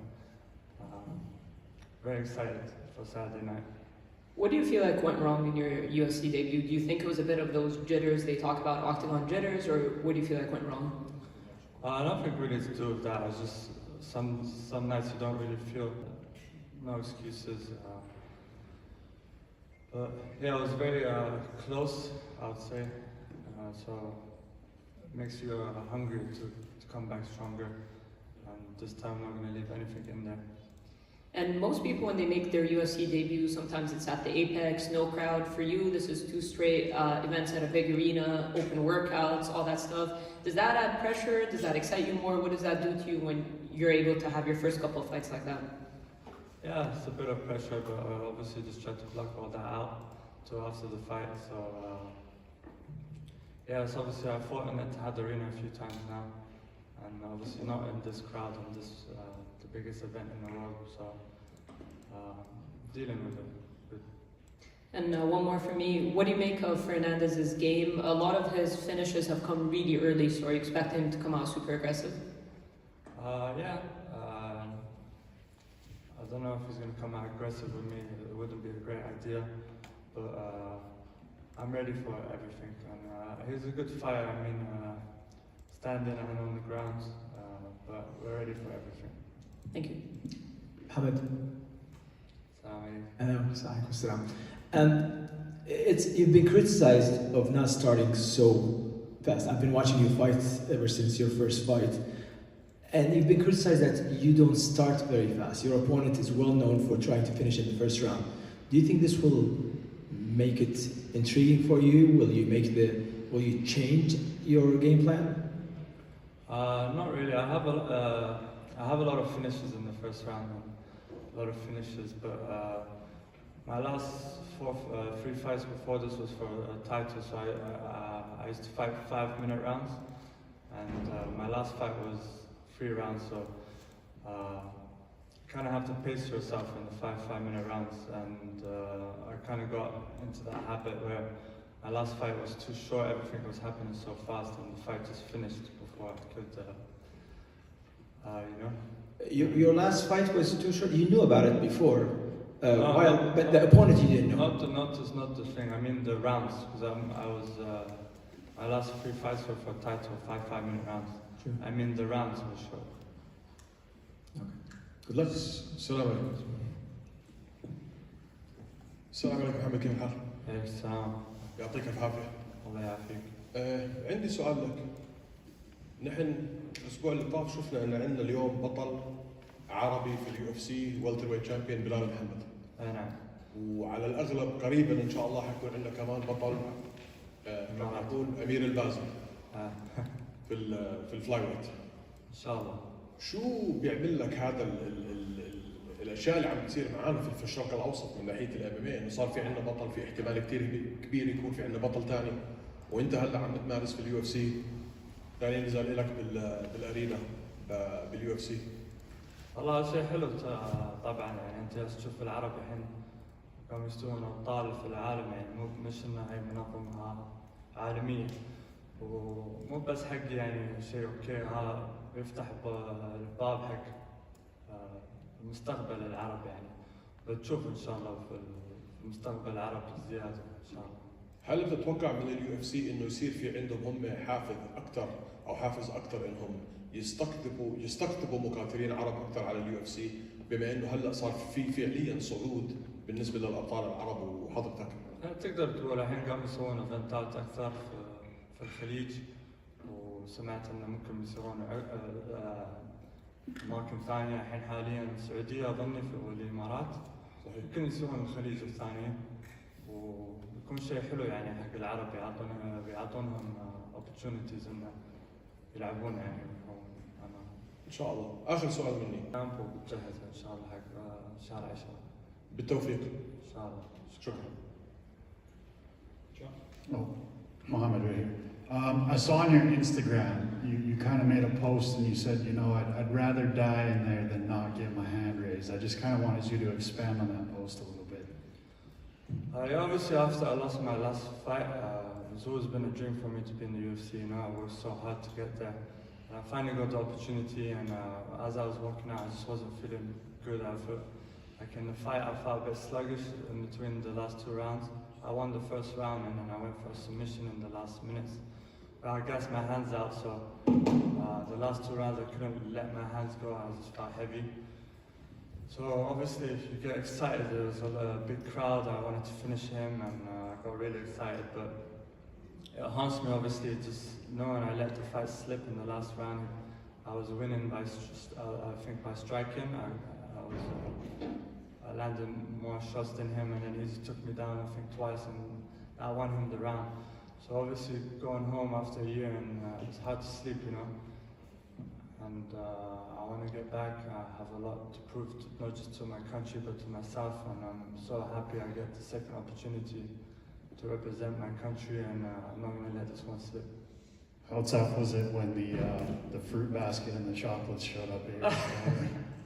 It was very tough. My coaches enjoyed it. Hopefully after the weigh-in, maybe they left me a bit. Did you guys leave me any? And then last year, before your first fight in the UFC, you got to work with Will Harris. I know he's done a lot of stuff with like Bilal and Habib and Islam. What was that experience like? Yeah, well, Harris was a really cool guy. We got we started a friendship after the documentary, you know. It's just really cool, and the stuff he does is amazing. He really got what I wanted him to get in the clips and in the video. And obviously, it's great. Hopefully, I'll work with him again soon. Mohammed, you? Just a quick question. When you sat down on this chair, Tony Ferguson was there, the chair was on a backward, and you sat there. And would you like to use the Tony Ferguson style also in the fight? Not his recent style, but yeah, his old school style for sure. And the second question. There's always a question between the other promotions and the UFC about the skill set and the difference in the fighters. From your point of view, how big is the difference between other promotions and the UFC, because you fought in other promotions also? Yeah, obviously between the sky and the moon, like the earth and the moon, is a big difference. And obviously I was underestimating the way I was going to feel walking out that arena on October last time. I thought, I've done this a million times, I've visualized it a million times, and when it's just UFC, obviously it's just a whole other feeling, and this time I'm ready for it. Thank you. Thank you guys.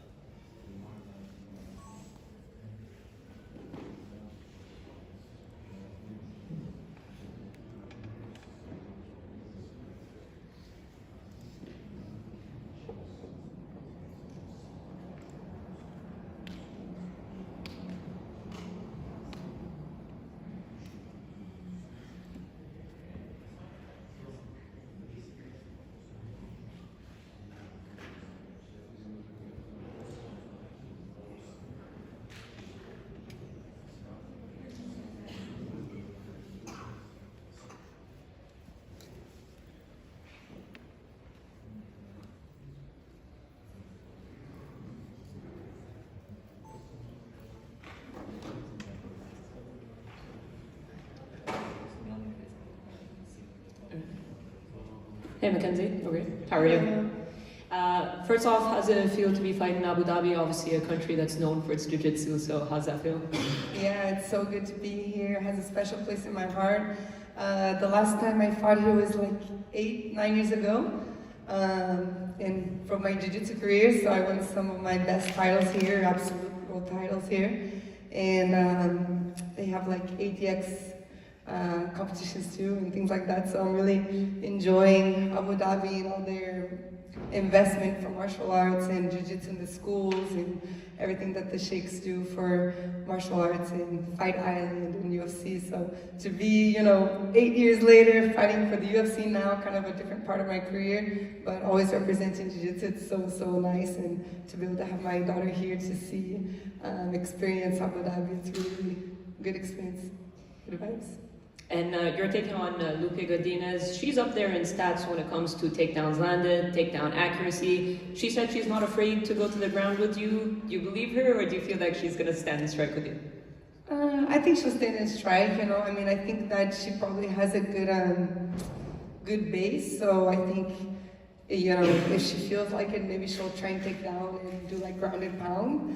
But we saw her fight with Verna, who, pulled guard and, Lupita lost, so I don't know how much she'll want to risk being on the ground. And even being on top, if you don't work too much, I know that with experience, being on top and controlling, it doesn't always win the fights for you. You kind of got to be doing damage and things like that. So I don't know if she'll want to risk that, especially because we're both coming from losses and we both want this win so bad, And yeah, you took me to my next question I was going to ask. Did you learn anything from her fight with Verna that you feel like works to your advantage? I think just seeing her lose to Verna, I know MMA mathematics doesn't always make sense, it's like one beats one and then that one beats the other. It's like a whole art somehow, you know what I mean? I think we both go forward, we both kind of clash in this fight, so I don't think finding the distance will be a problem. A lot of movement, she's kind of more in the pocket, so I really feel confident that worst case scenario, if I can't get a takedown, we can pull guard and I'll be kind of in my world there. But I learned a lot from that fight. And you said in a recent interview that if you want to become a champion, you need to stop brawling. I know you're known for your toughness, so is it sometimes that once you get hit, you can't help it and you get lured into it? And what do you have to do to make sure that that doesn't happen? Yeah, it's like maturity, I think that's just maturity in life, and my career, of course, I've been working that in my personal life. I think women in general, we're more emotional, and sometimes we can get overstressed about things and stuff like that. So I've been working that a lot on my day-to-day life, and that made it way easier to transition that to my professional career, because obviously life throws lots of different things at you that you're not prepared for. But what's the worst that can happen in a fight? A jab, a cross, maybe like a spinning back fist or something, but you kind of know what's gonna happen. There's nothing too crazy that can happen, and you're training every single day for that. So I'm way more calmer now, and it's basically what you said. I go in with this focus, like, okay, I want to take it down, I want to get in and get out, and then you start getting a little bit frustrated when you see the people moving, and you start to get a little bit behind on the points, where they land a shot. And it's just understanding, like, it's a fight. I'm gonna get hit, the same way I'm gonna hit them. I don't need to hit her back like 20,000 times because she hit me once. I can kind of see. And when I'm in the training and sparring, I see everything. It's like everything flows, So I've been focused on training that in the gym, bringing that to. I think Lupita will be a good fight for me to practice that. I feel a little bit similar to Angela Hill. The style, I think Angela beat her once and she beat Angela once, so I feel it's that same level a little bit, I don't know how many top 5 fighters Lupita has fought. My last few fights have been all former champions or title challengers, and really hard hitters. So just trying to keep that, or if I'm too calm and I'm trying to stay on the technique, then I fall behind on the points, then I have to do the brawling, with 1 minute left. I think I always have that card in my back pocket if I need to, but just getting that maturity level and knowing, the right times to use it and the right times to stay calm and collected. And one last one for me. When Zhang Weili doesn't have an official fight booked, there's Virna, there's Tatiana Suarez. Who do you think should get the next title shot? I think Virna, for sure. I think Virna's tested herself with a lot of the top girls, you know, and I mean, Tatiana was supposed to fight Amanda Lemos. I ended up taking that fight for her when she fell out, you know, so I know that Tatiana's like undefeated, but I don't think she's like, I don't know, she's had so much injuries and kind of always falling out and things like that. It's not like consistent. So I really think Virna, you know, she's come back. She's proven herself with like Amanda Ribas, with me, with Lupita, with Marina. Like she's fought like so many tough girls, and I really think that she's kind of proven herself. And I mean, she's taking these girls now the way I wish I could have it easy like that, you know. So make it easy like that. So I think she's really proved herself, and I would like to see Weili with some grapplers like Virna.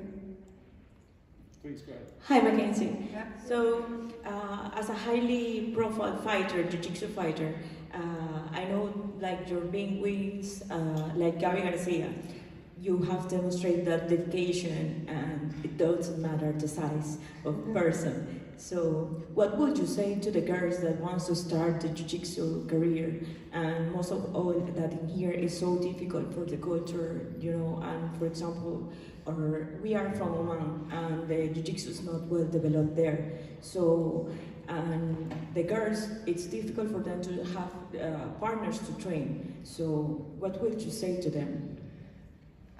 It's so hard, you know. I know that sometimes for the women to train with the guys, you know, it's like a little bit frustrating. Maybe sometimes can be uncomfortable, you know. And for me, it's a little bit easier because I grew up training with my dad, you know. So I grew up being okay to being like in that personal space and the sweat in your face and all that stuff, you know. So I mean, definitely, I would say to try and find that women's jiu-jitsu community if possible, you know. But if they do, you know, decide to train and be with the guys, I say like try to go at them, you know, like 100%, you know, because the women's 100% is maybe like the guys 70%, you know. So that's what makes us, you know, get better. And just trying to like not kill them, you know, but like attack them the whole time and trying to beat them. And then when we do train and fight with the girls, you see it's like way easier, you know. So just being consistent, you know, try to be brave, you know, and go out there and take the first steps. And once you start to fall in love with the sport and feel being comfortable, being in the personal space, you know, with the guys and the girls, I think everything will start to flow. But kind of just be as consistent as possible. You don't need to be like 5 times a week, just twice a week is good. But yeah, that's. I mean, I think it's the most important, especially for like self-defense, you know, jiu-jitsu, if you fall on the ground and someone's like attacking you, that element of surprise, you know, it's like the guy's gonna try and attack you, and, you know, all of a sudden you're doing like a triangle choke or armbar, and he's not expecting that, you know. So really think about the long term and the fitness, the self-defense. There's so many good things about it for a woman especially. Another one for me. And what about your game plan for ground floor in this one? Are we gonna look on your jiu-jitsu techniques like we all love? This fight I'm ready to show like I'm better than Lupita in all areas, you know. That's my goal. I was training for this, you know. I was training for this even before I knew who I was gonna fight. Kind of like the last question. I'm working so much like to mature. I'm always fighting against myself in the fights, and now I understand I can't fight against myself in the fight because my opponent's already fighting against me too. So it's 2 against 1. So now, no matter who's in front of me, I just need to win that person. I need to beat them, do what I need to do to beat that person, no matter where it is. If it's standing, if I can't get the takedown, I'll beat her in the striking. If I can beat her on the cage, beat her on the ground. I've trained everything to fight and win in all areas. But of course, I don't want to get injured. I have a super fight in 2 weeks with Craig Jones. So the plan is like, my hope is to get in, clean, win, and get back to my training to be able to still do my super fight too in a couple of weeks. Mackenzie, I was actually about to ask you about the Craig Jones Invitational. Obviously, you're competing there in a couple of weeks. I'm sure you want to get out of here with no damage to go into that one fresh. But talk to me about what CJI is doing for the sport of jiu-jitsu and what Craig Jones is doing for the sport. Man, it's good. It's so good what he's doing, you know, because I think like athletes out of the way. Just to have like kind of competition with organizations is always good for the athletes because they kind of both trying to, hopefully they kind of push each other to get better for the athletes and have the fighters want to fight in their program. We see even with like UFC, Bellator, PFL, these things, they kind of, even though they're competitors, they push each other. Hopefully, Craig Jones is more than just a one-time thing, you know, because it's like more than $2 million in prizes, you know, I hope that we can keep that. But originally I was supposed to fight ADCC, I was scheduled to fight ADCC, it was a little bit hard on my heart to leave the ADCC and go to Craig Jones, but man, it made sense for me, my comeback. It's like 3 5-minute rounds, no points, like 10-9 point system, like MMA. And one super fight, you know, and I have a purse just to fight, you know, a good purse. So compared to ADCC, that's the same purse, like for many years, it hasn't gone up. You know, I know the ADCC title is tradition, I already have one, so it's like, it was hard for me, it was really special to fight there. It didn't make sense for me to, you know, go back in ADCC when I have this awesome opportunity by Craig Jones to fight for their event, and hopefully they can keep it, and hopefully that pushes ADCC too to put the price money for the fighters up too. You have your super fight. There is another super fight at the tournament. I'm curious your predictions for Craig Jones versus Gabby Garcia. You know, I actually haven't seen like the comparison size-wise, them next to each other. I'm trying. I remember Gabby is really, really big. But Craig Jones, I'm not remembering his size compared to her. But I really think that if he doesn't take care, you know, she can just like hug his head and put her weight on him, and it will be like really hard for him. You know, of course he's a guy, so I'm interested to see how that will be. I think obviously too, if she messes up some position, he can catch her back or submit her. But yeah, for sure, I think it's not like an easy fight for him at all. And I'm excited. Gabby's really forward. You know, she's out there and she's courageous and stuff like that. So I mean, we train and we spar with people. We spar with the guys in training, but it's totally different when it's like, you know, in the fight and competition. Mackenzie, how much pressure do you have on you having your dad, your daughter being here? I know you're extremely loved here in Abu Dhabi. The fact that you're going from ADCC to Craig Jones, you're fighting, you know, like I said, 3 generations are here, your dad is right here, I just saw your beautiful daughter here. So how much pressure do you have on you? That's one. Especially, I don't want to bring it up, but are you okay with on the personal life as well? Because you always say that there's a lot of pressure on that. Yeah, no, that's why I brought them out here, because of my last 2 losses. I always say like a little superstition, you know, but my last 2 losses, my daughter wasn't at my fight. You know, in my last win, she was at my fight, so it was really important for me to be here. And kind of to calm myself down when I get too like, I'm in a fight, I need to win. That's kind of like when I feel that pressure that I need to brawl, and I end up falling into that energy that it makes the fight almost harder for me than when it needs to be, you know. So to have my dad here, my daughter, we've been out here for 2 weeks. I feel like I'm just back at home. I'm about to go do a sparring, and you know, that's what I'm feeling. I'm doing my regular routine, regular diet, my workouts, my training. I kind of, Moa here keeps that mom vibes in me, you know, like, okay, everything's normal. I'm just gonna do one more day in the office Saturday night and see everything. And my personal life, it's good, you know. I'm remarried. My husband, he just fought in Saudi Arabia, in Shara, actually, you know, he's fighting on this card. So it's really cool to be like now with focus on 2 people who have the same goal to be champions and stuff like that. So there's no pressure on this fight. You've been often criticized that you're a grappler, one of the best female grapplers we've ever seen, thanks to your dad. But does he criticize you when you brawl like Farah called it, or do you, to go to striking mode? Because, strikers will be strikers, grapplers will be grapplers, no matter how much we fool ourselves.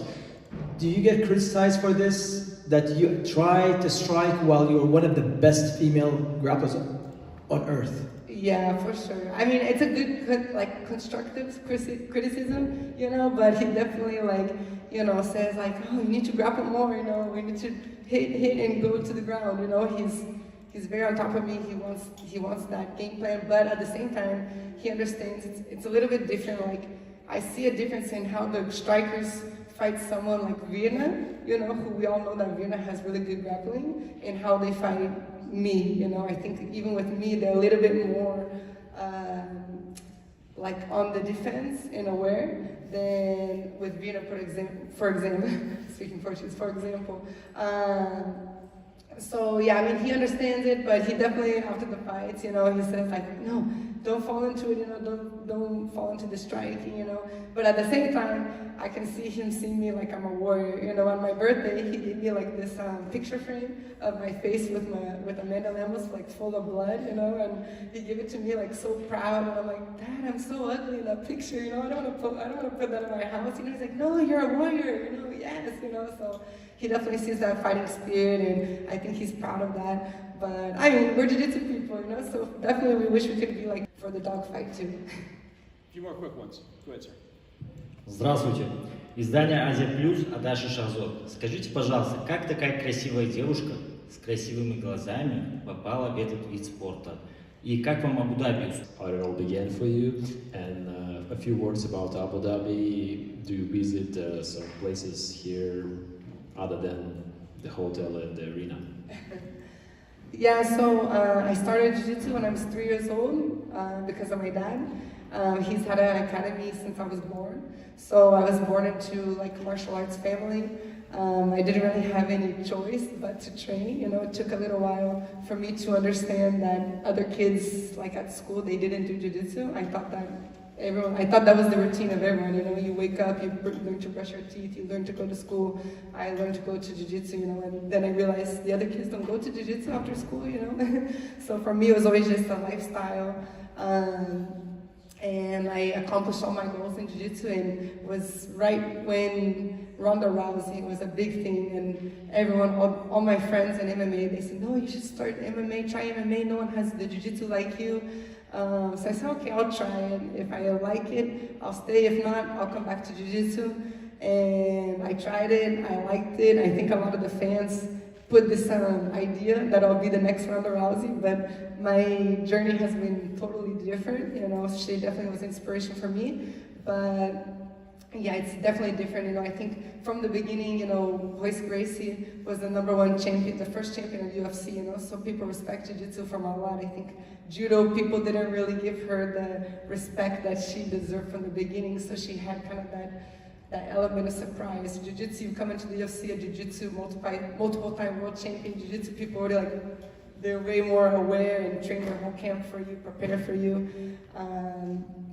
So yeah, I just been on this journey now, thankfully. I think I went into the UFC with a lot of support from the jiu-jitsu community. I have the Brazilian background, and the United States supported me.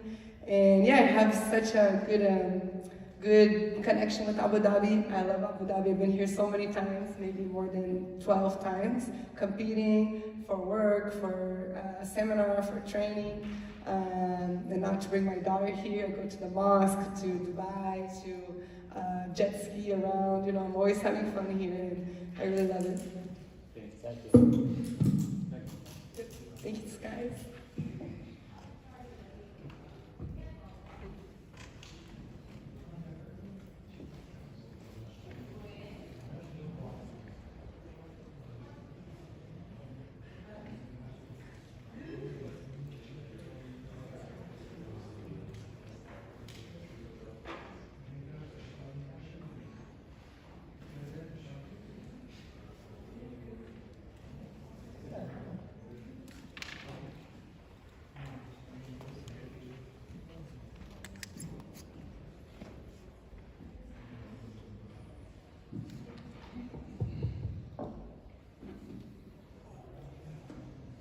Good morning. Good morning. I feel like every fight week there's a new look for you. You know, this time we're going with the long flowing lion-esque hair. Talk to us about this style that you're rocking with this week. I just did grow, man. I mean, I don't even know if the hair will stay till the fight, so we'll see. Look, obviously last time out, not your night. Do you think that's something where you just learned, okay, Sean O'Malley was on a different level that night, or do you look at that fight and go, man, I just messed up a lot of stuff and that was my fault, not his? I mean, the fact that he won the belt the fight before, I'm pretty sure his confidence and his mental game went through the roof, right? I mean, when you win the belt, you're probably at your best, and I mean, he fought a great fight. He stayed outside. He landed good punches. I mean, I feel like I fought too flat-footed, and that wasn't part of the game plan. I kind of like just sit down and was trying to like, you know, block and counter. And with a guy like that, sometimes you gotta beat him in the middle and punch with him instead of like punching after him. And, I mean, I gotta learn from it, and I'm hungry, and I want to make that run right. I think when people look at that fight, they might be a little bit surprised that you're fighting before he is. I know that you guys like to stay active, but was it important to you to get back in here and sort of get back on the winning momentum? For me, it was like that fresh feeling of on a high level fight that I was. Like, I won't be on a higher fight like that until I fight for the belt again. The magnitude of the fight, the week leading up to it, the media, the obligations, and the fight itself. I mean, look the arena, look how many people were in there. And I feel like if I would have waited, initially I want to fight in MSG because I like New York. And I was thinking myself, waiting till New York might, you know, give me some rust, because I took a full month off after the last fight. I just let my mind go and pretty much let what happened go and reset. And I started training and I started feeling good quick. I healed up quick. I didn't have anything broken or nothing in my body, so I was just like back to work. And when they called me for this fight, I was like, sounds about right. Last one on that fight, I mean, obviously there's a viral clip of the knee that he landed. How bad did that hurt you, if at all?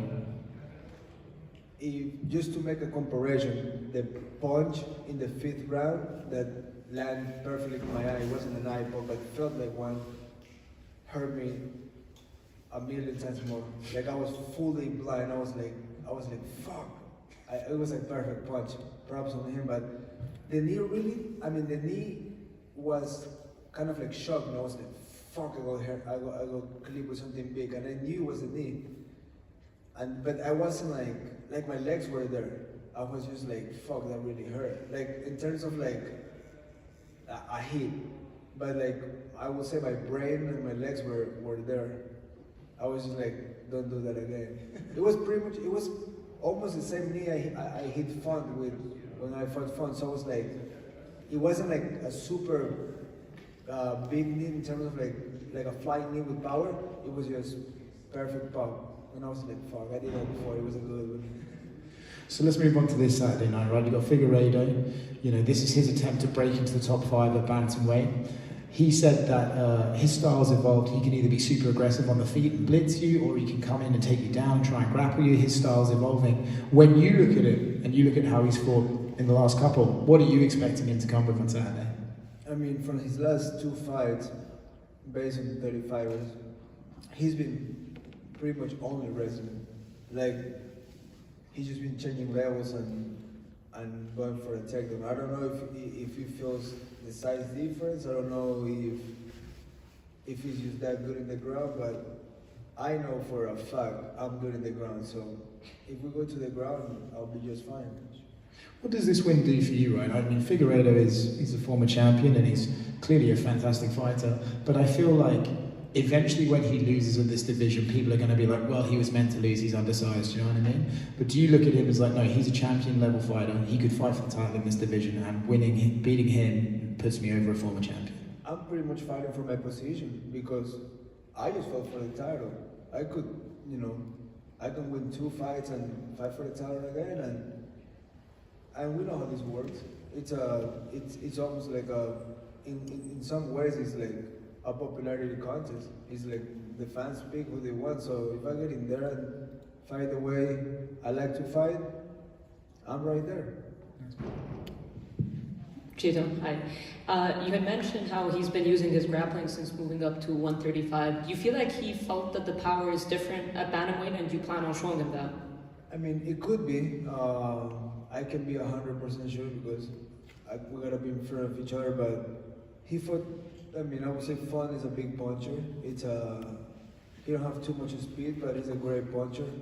And in Garvin, he's really fast, but it seems like he haven't been able to put it together lately. So, and he's been shooting a lot. He shoots a lot with those two guys. So, I work a lot of wrestling and grappling just in case. But I would say I would normally do the same amount of grappling and wrestling. I just emphasize more in some things that I would like to show if we go to the ground. And people have been making a lot about him spending that 1 week with Khabib. I mean, you had mentioned that it's only 1 week, so he can't possibly be learning a lot, but I'm sure he's had discussions with him. That being said, do you feel like he's going to try to take it to the ground with you as well? Fuck. Yeah, Khabib, that's cool.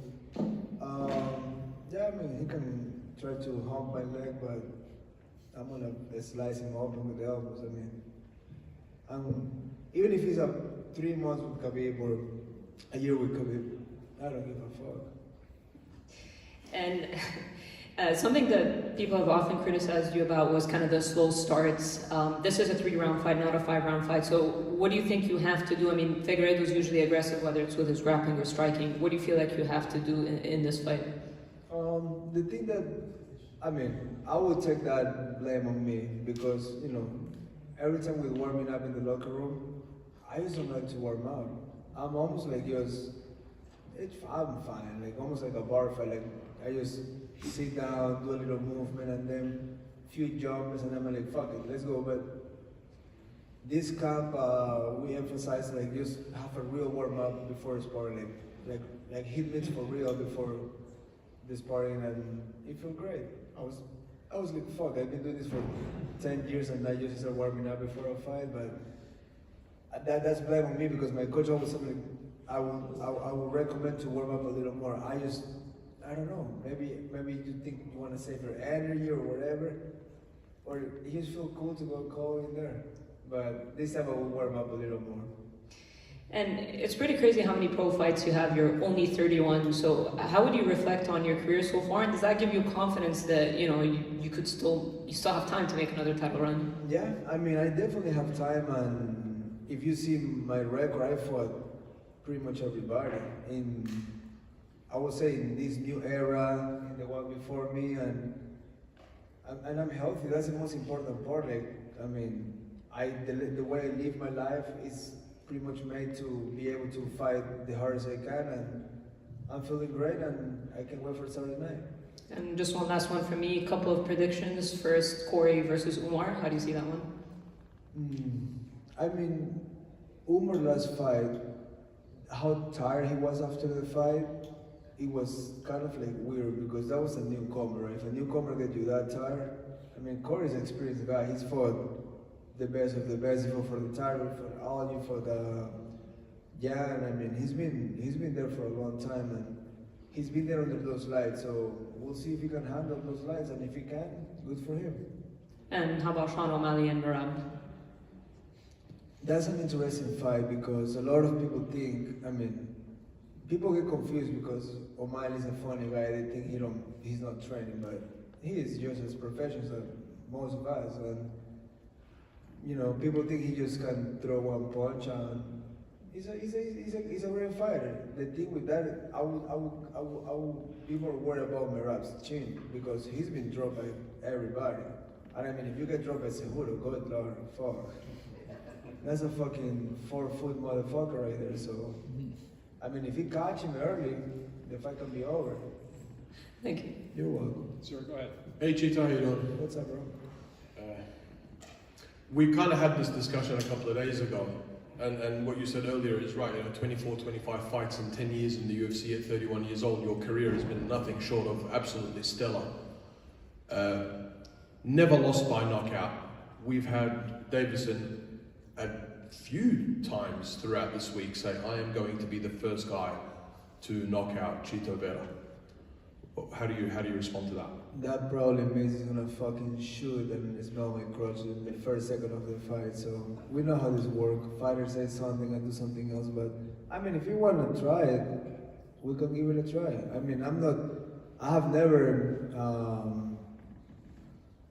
take proud of those things because I don't want to just talk about it and put it out in the universe. I just work hard and make the best he can. But yeah, I mean, he can give it a try.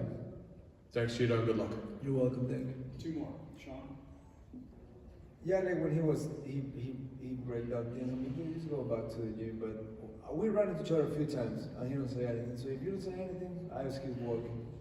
And then I had a question about the Sean O'Malley with like the hair and the braids. You said it kind of felt like he was a fish out of water when you were trying to grab onto him. If you were to go and get your hair braided, what would be the difference if you got it done by somebody in the hotel as opposed to like somebody outside of the hotel? Is that something that fighters can like get away with? They can put more grease in their hair? I mean, even if you don't want too greasy, like if you go to a regular salon, like I go to this place by my house, it's called Linda's. They use a shitload of gel, and when you train, that thing just become a mess. It gets in your eye, but you become really, really greasy. And what I know about him is like he don't use a UFC lady that comes normally. He uses his own person. I think it's his wife, friend, or whatever. I don't really know, but I know he does his hair with his own person. So just to watch clips of me and see what I can do better on this fight. And he said one time that I didn't get close to him. How will say that? And I get close to him a lot. I grabbed his hand a lot of time and he was just getting away. And even on the press conference, there was a video, I believe, from an MMA fighting that his face was shining. How after 5 rounds like that, you're still shining? I mean, I don't know.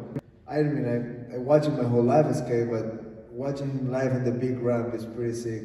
So we get to skate a little bit, we did a podcast, and I guess we're cool now. One last one right here. Go ahead, sir. Chito here. And I just have one question. You followed your career veterans and the new generation, such as Sonia Dot was just 26 years old. Can you tell us what's the difference between the old generation and new generation in MMA? I feel like back in the day, it was more like, I would say more specialists or more guys that, came from boxing or from grappling and they stick to that. Now you got kids that started training at 8 years old and they just go morning jiu-jitsu, evening grappling, the next day boxing, then they do it all. So they're almost like they just come like, with a new sim in the brain, like they just know everything. And then the sport started evolving. Like where I grapple back home, is like there's 15-year-old kids that just tool me around. I'm like, how that's possible? And they've been training since they're 3. So, I mean, I feel like every year the competition gets harder and harder, and I mean, that's fun because, you get to push yourself harder, you get to see how far you can go. Yeah, just to follow up, is it much easier to fight the old generation? I mean, fighting is, you gotta get in there in order to realize what can be easier or harder, but I mean, experience is a lot too. Sometimes you can be really technical, but someone just have a good head in their shoulders and they will kick your ass anyway. So it's just depending how your mind is and where you are there. Thank you. You're welcome. Thank you, brother. Thank you.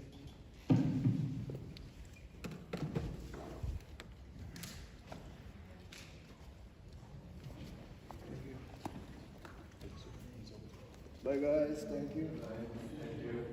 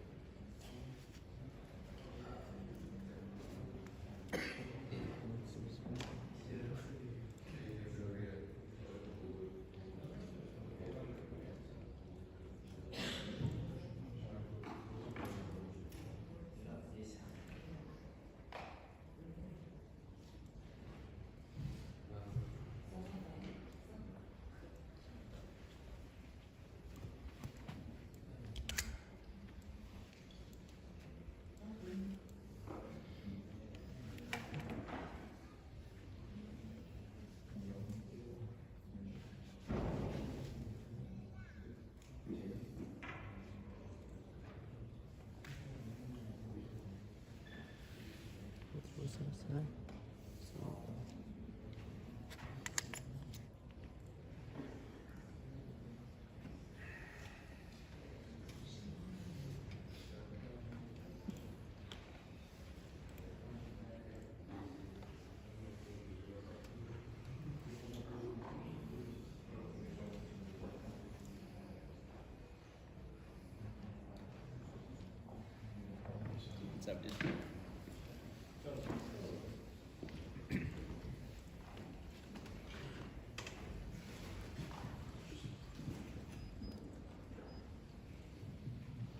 Hello guys, Assalamu alaikum.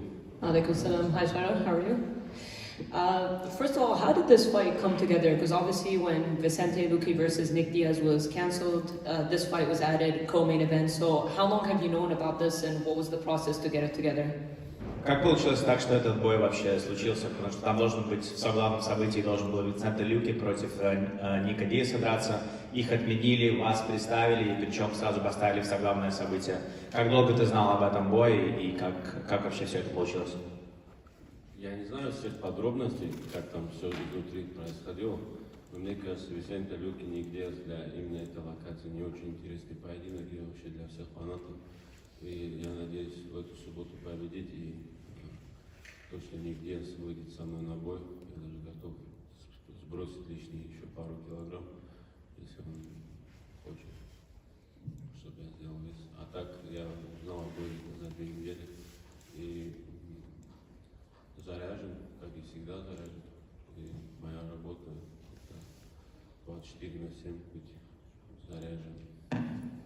You know, I don't know the exact ins and outs of how things get put together. I just know that I guess maybe Vicente Luque is not very interesting for this location specifically, or just in general.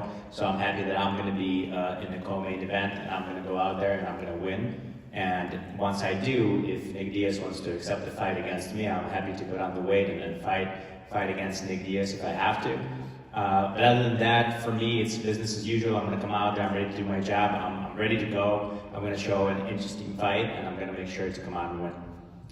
And you were in LA, I believe, filming, or did you not film? What happened exactly with the movie role that you had? Ты был в Лос-Анджелесе, насколько я слышал, снимался или не снимался, я не знаю, что произошло, ты все-таки снимался? Да, я сразу после боя в Саудовской Аравии на следующий же день вылетел в Лос-Анджелес, и это была моя первая поездка в Америку. И я был на съемочной площадке сразу же, как прилетел, и мои съемки длились около недели. Я потом посетил Лас-Вегас, столицу, так сказать, единоборств ММА, и ощутил все это сполна изнутри, увидел всю атмосферу. И мне захотелось снова выступить и быть на слуху, быть. Yeah, right after my fight in Saudi Arabia, I went straight to LA. I went straight to set. I had about 7 days of shooting altogether. I also went to Las Vegas while there. I visited the world MMA capital, you could say. I was there. I really enjoyed the atmosphere, and with that buzz, I really wanted to fight again. And so that's why I'm here fighting. I knew about the fight for about 2 weeks. Okay, and so far, you know, you've had 2 UFC fights. How would you rate your performances so far? And do you feel like you've shown your full potential or not yet? До этого времени, за эти 2 боя, которые ты провел в UFC, как ты оценишь свое выступление? И показал ли ты свой полный потенциал, или ты еще полностью не раскрылся? Да, я чувствую, что я не раскрылся полностью, и во всех этих боях был не на все 100% готовый. Были сложности подготовки и так далее, и это был большой опыт для меня, и в дальнейшем я собираюсь выступать лучше и лучше, и теперь с возможностями, которые дает мне UFC, я могу быть в лучшей форме и закатывать реалистичные поединки на максималках.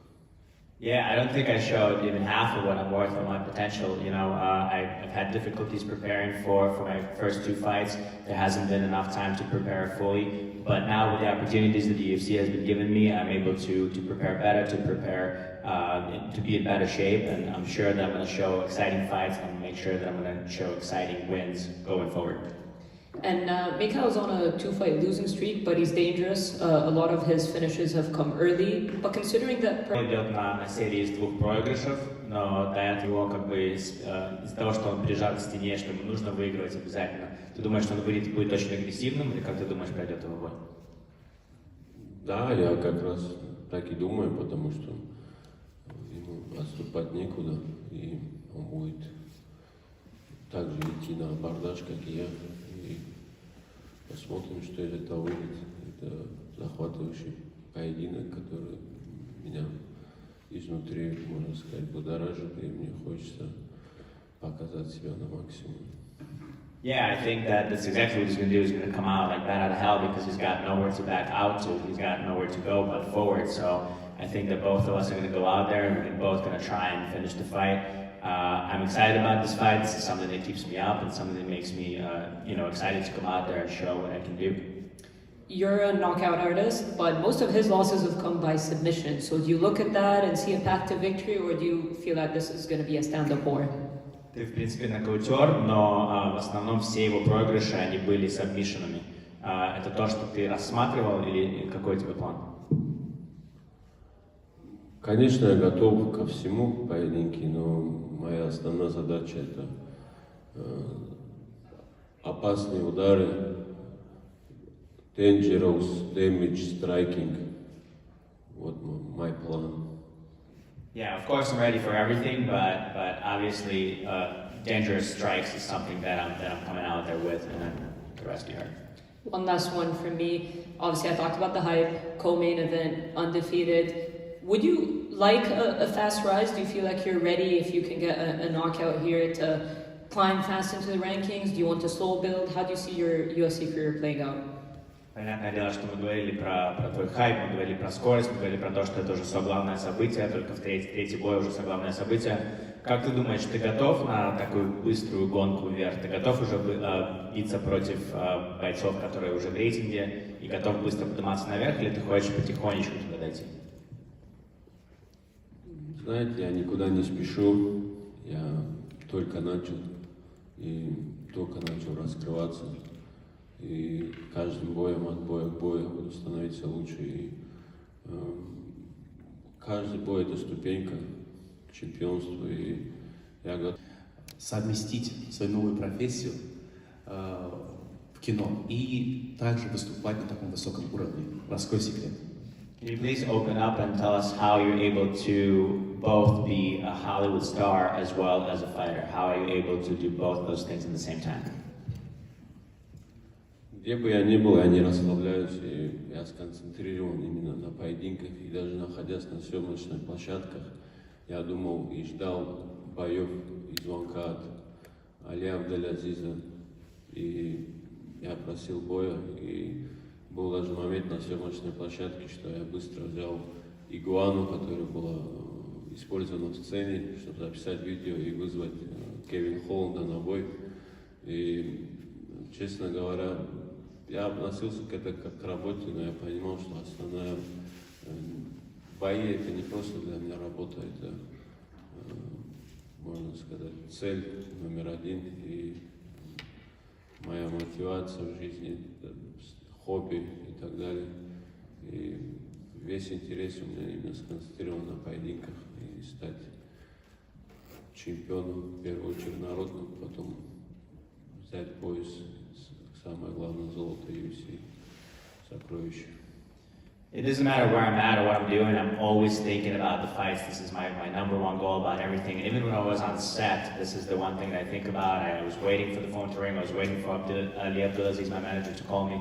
And even at one point, I took an iguana that was being used on set, and I called out Kevin Holland with it. So I always think about the fights. This is always my number one goal. No matter what I do, this is what I live, eat, and breathe, and I'm concentrating on the fights and moving forward. And at first, I would like to become the people's champ, and then obviously the goal is to be the crown champ and get the goal and get the main bounty, which is the belt. Очень хороший ответ. Шарамзан, вот грамотный подход, твой имидж, как ты разговариваешь, куда ты ходишь, где ты снимаешься, кто тебе помогает, кто твой пиар-менеджер, потому что, в частности, я даже как менеджер тоже продвигаю бойцов и привожу тебя в пример, потому что, говорю, не только нужно хорошо уметь драться, но и разговаривать, преподнести себя. Раскроешь, кто твой пиар-директор, или ты сам все это придумываешь? The way you look, the way you carry yourself, the way you talk, the way you are, your image. Can you please share who your PR manager is, or are you yourself the one who is the director and the producer of your image and the way you are? Да, я как вступил на этот путь, когда ты выбираешь путь, потом открываются другие дороги, ты выбираешь другую дорогу, открываются еще новые дороги, ты выбираешь из этих дорог, открываются новые дороги. И по ходу импровизируем, и вот так двигаемся, нет никакого у нас какого-то, как ты сказал, пиар-менеджера и так далее. Мы сами двигаемся по ходу пьесы и поднимаем паруса и ждем нужных ветров. Yeah, it's just, this is the way that I've chosen myself, and ever since I chose this way, this was a path that I was on, and then you take this path, and another path opens up, and you take another path, and the next path.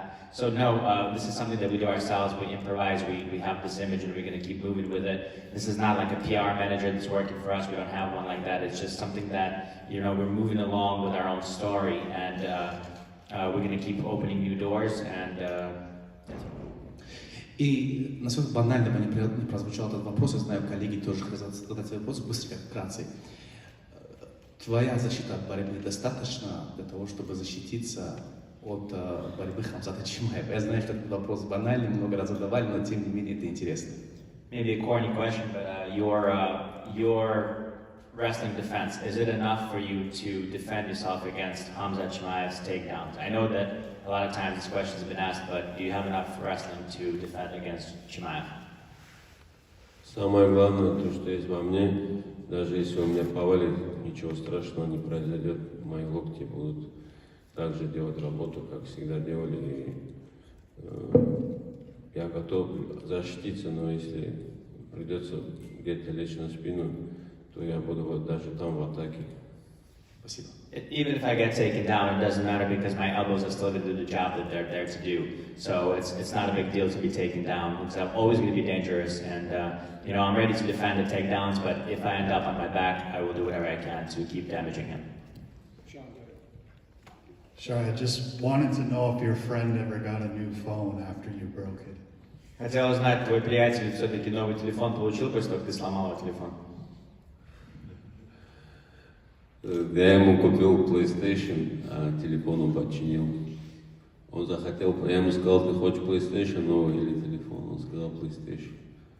I bought a PlayStation for him and he fixed the phone because I asked him, what do you want? Do you want a PlayStation or a new phone? And he said, I want a PlayStation. And then I just had one more. Excuse me, I know I asked you about it before, but your walkout song, you walk out to Tupac. I just want to know how you got into Tupac originally again. Я знаю, я тебя спрашивал уже этот вопрос, но ты выходишь под Тупака. Как получилось так, что Тупак — это тот человек, под которого, та песня, под которую ты хочешь входить? Там песня Тупака, она как бы в ремиксе с другой песней, и та песня такая воинская, воинственная, которая заряжает, а Тупак меня расслабляет и дает, так, как бы я отпускаю ситуацию, слушая его песни. И там как бы микс идет, как бы одна заряжает, другая спокойно успокаивает твои нервы. It's not just a Tupac song, it's a Tupac song remixed with like a battle song, so it's like a two thing where when I listen to Tupac, I actually calm myself down and I feel calm, but when I listen to that battle song that it's remixed with, it's getting me ready, it's getting me prepared, it's getting my skills sharpened, so it's like a two thing of where Tupac relaxes me versus the battle song that it's remixed with that's moving me forward. Assalamu alaikum, Shara. How are you? Two questions from me, Shara. The first one, Habib today is an unbelievable superstar in the Middle East and North Africa. But that didn't happen quickly. It took time for him to become what he is. With you, on the other hand, your superstardom and the love of people in the MENA region for you has been huge and instant. What do you think is the secret behind that? Вопрос насчет того, что Хабиб здесь, в этом регионе, также в Северной Африке, громадная звезда сейчас, но это не произошло очень быстро, это заняло достаточно долгого времени. С тобой получается наоборот, каким-то образом так получается, что ты уже громадная звезда, и твоя звезда только больше и больше поднимается. Как так произошло, что по сравнению с ним у тебя быстро получается стать популярным? Ну, Хабиб, алейкум ассалам, рахматуллах. Хабиб, он был началом пути, можно сказать, российского ММА в UFC. И он имеет именно борцовскую базу.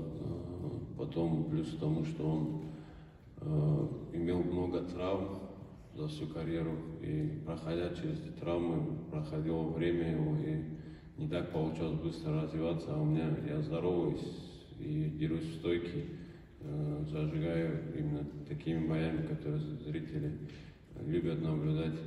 И, наверное, скорее всего, в этом. You know, the key is probably in the fact that Khabib was the very beginning of the Russian MMA and UFC, and he was a base wrestler, right? So his base is wrestling, and so his fights were a certain way, and then also his career was unfortunately tainted with a lot of injuries, and because he was injured a lot, he was on the bench a lot. So with me, it's a little different because I'm healthy and I'm pretty much a striker, and I show exciting fights, and I keep staying active, so I think maybe that's the key. Хабиб, еще хочу сказать, что Хабиб привел многих зрителей и познакомил с ММА. И сегодня эти же зрители могут смотреть мои бои, а если бы он их не привел, ММА не было бы так известно в арабских странах, в Африке и так далее. I also like to say that Khabib was the reason why so many people had fallen in love with MMA and started watching MMA, and those are the spectators, those are the people that are now watching our fights, my fights. So I think we owe that to Khabib, and the reason why this region is so into MMA, I think, is due to Khabib. Finally, from me, Shara, you originally called out Michal Pereira. If you walk through Michal Oleksiejczuk this weekend, is that a fight you would still want to chase down? Ты бросил вызов изначально Мишель Перейре. Если ты быстро справишься с Олексійчуком в эту субботу, ты все еще хочешь сразиться с Мишелем Перейро? Да, я готов с ним сразиться в любой день. Если я выиграю и UFC будет это интересно, я готов это сделать на любом турнире. И хочется, конечно, такого боя. Это очень интересный бой, который многие люди будут ждать. И да, это определенно тот соперник, с кем мне хотелось подраться. Yes, I'm interested in that fight, and you know, if I win this weekend and the UFC wants it, I'm pretty sure that that's the fight that's interesting for everyone. So I'm excited about that fight, and it is an opponent that I would be interested in fighting. Thank you. Last question, right? Шара, приветствую. Здесь слева.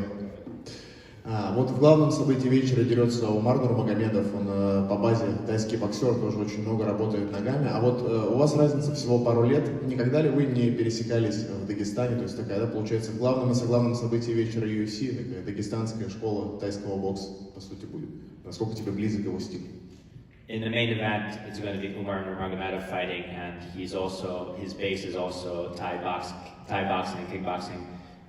You guys are both from Dagestan, you're not too far apart in age. Have you ever had a chance to cross paths, maybe in Dagestan? It seems that this weekend, it's both main event and co-main event is represented by Dagestani kickboxers with Muay Thai base. Да, Умар Нурмагомедов очень имеет хорошую технику тайского бокса. Он, как я знаю, он тренировался в Кизилюрте, в городе, в одном из городов Дагестана. Но так получилось в жизни, что я именно тайским боксом полностью познакомился именно в Москве. И я выступал за сборную Москвы и выступал на всероссийских, на чемпионатах России, на международных турнирах именно за сборную Москвы. А Умар, он дрался на чемпионатах Дагестана.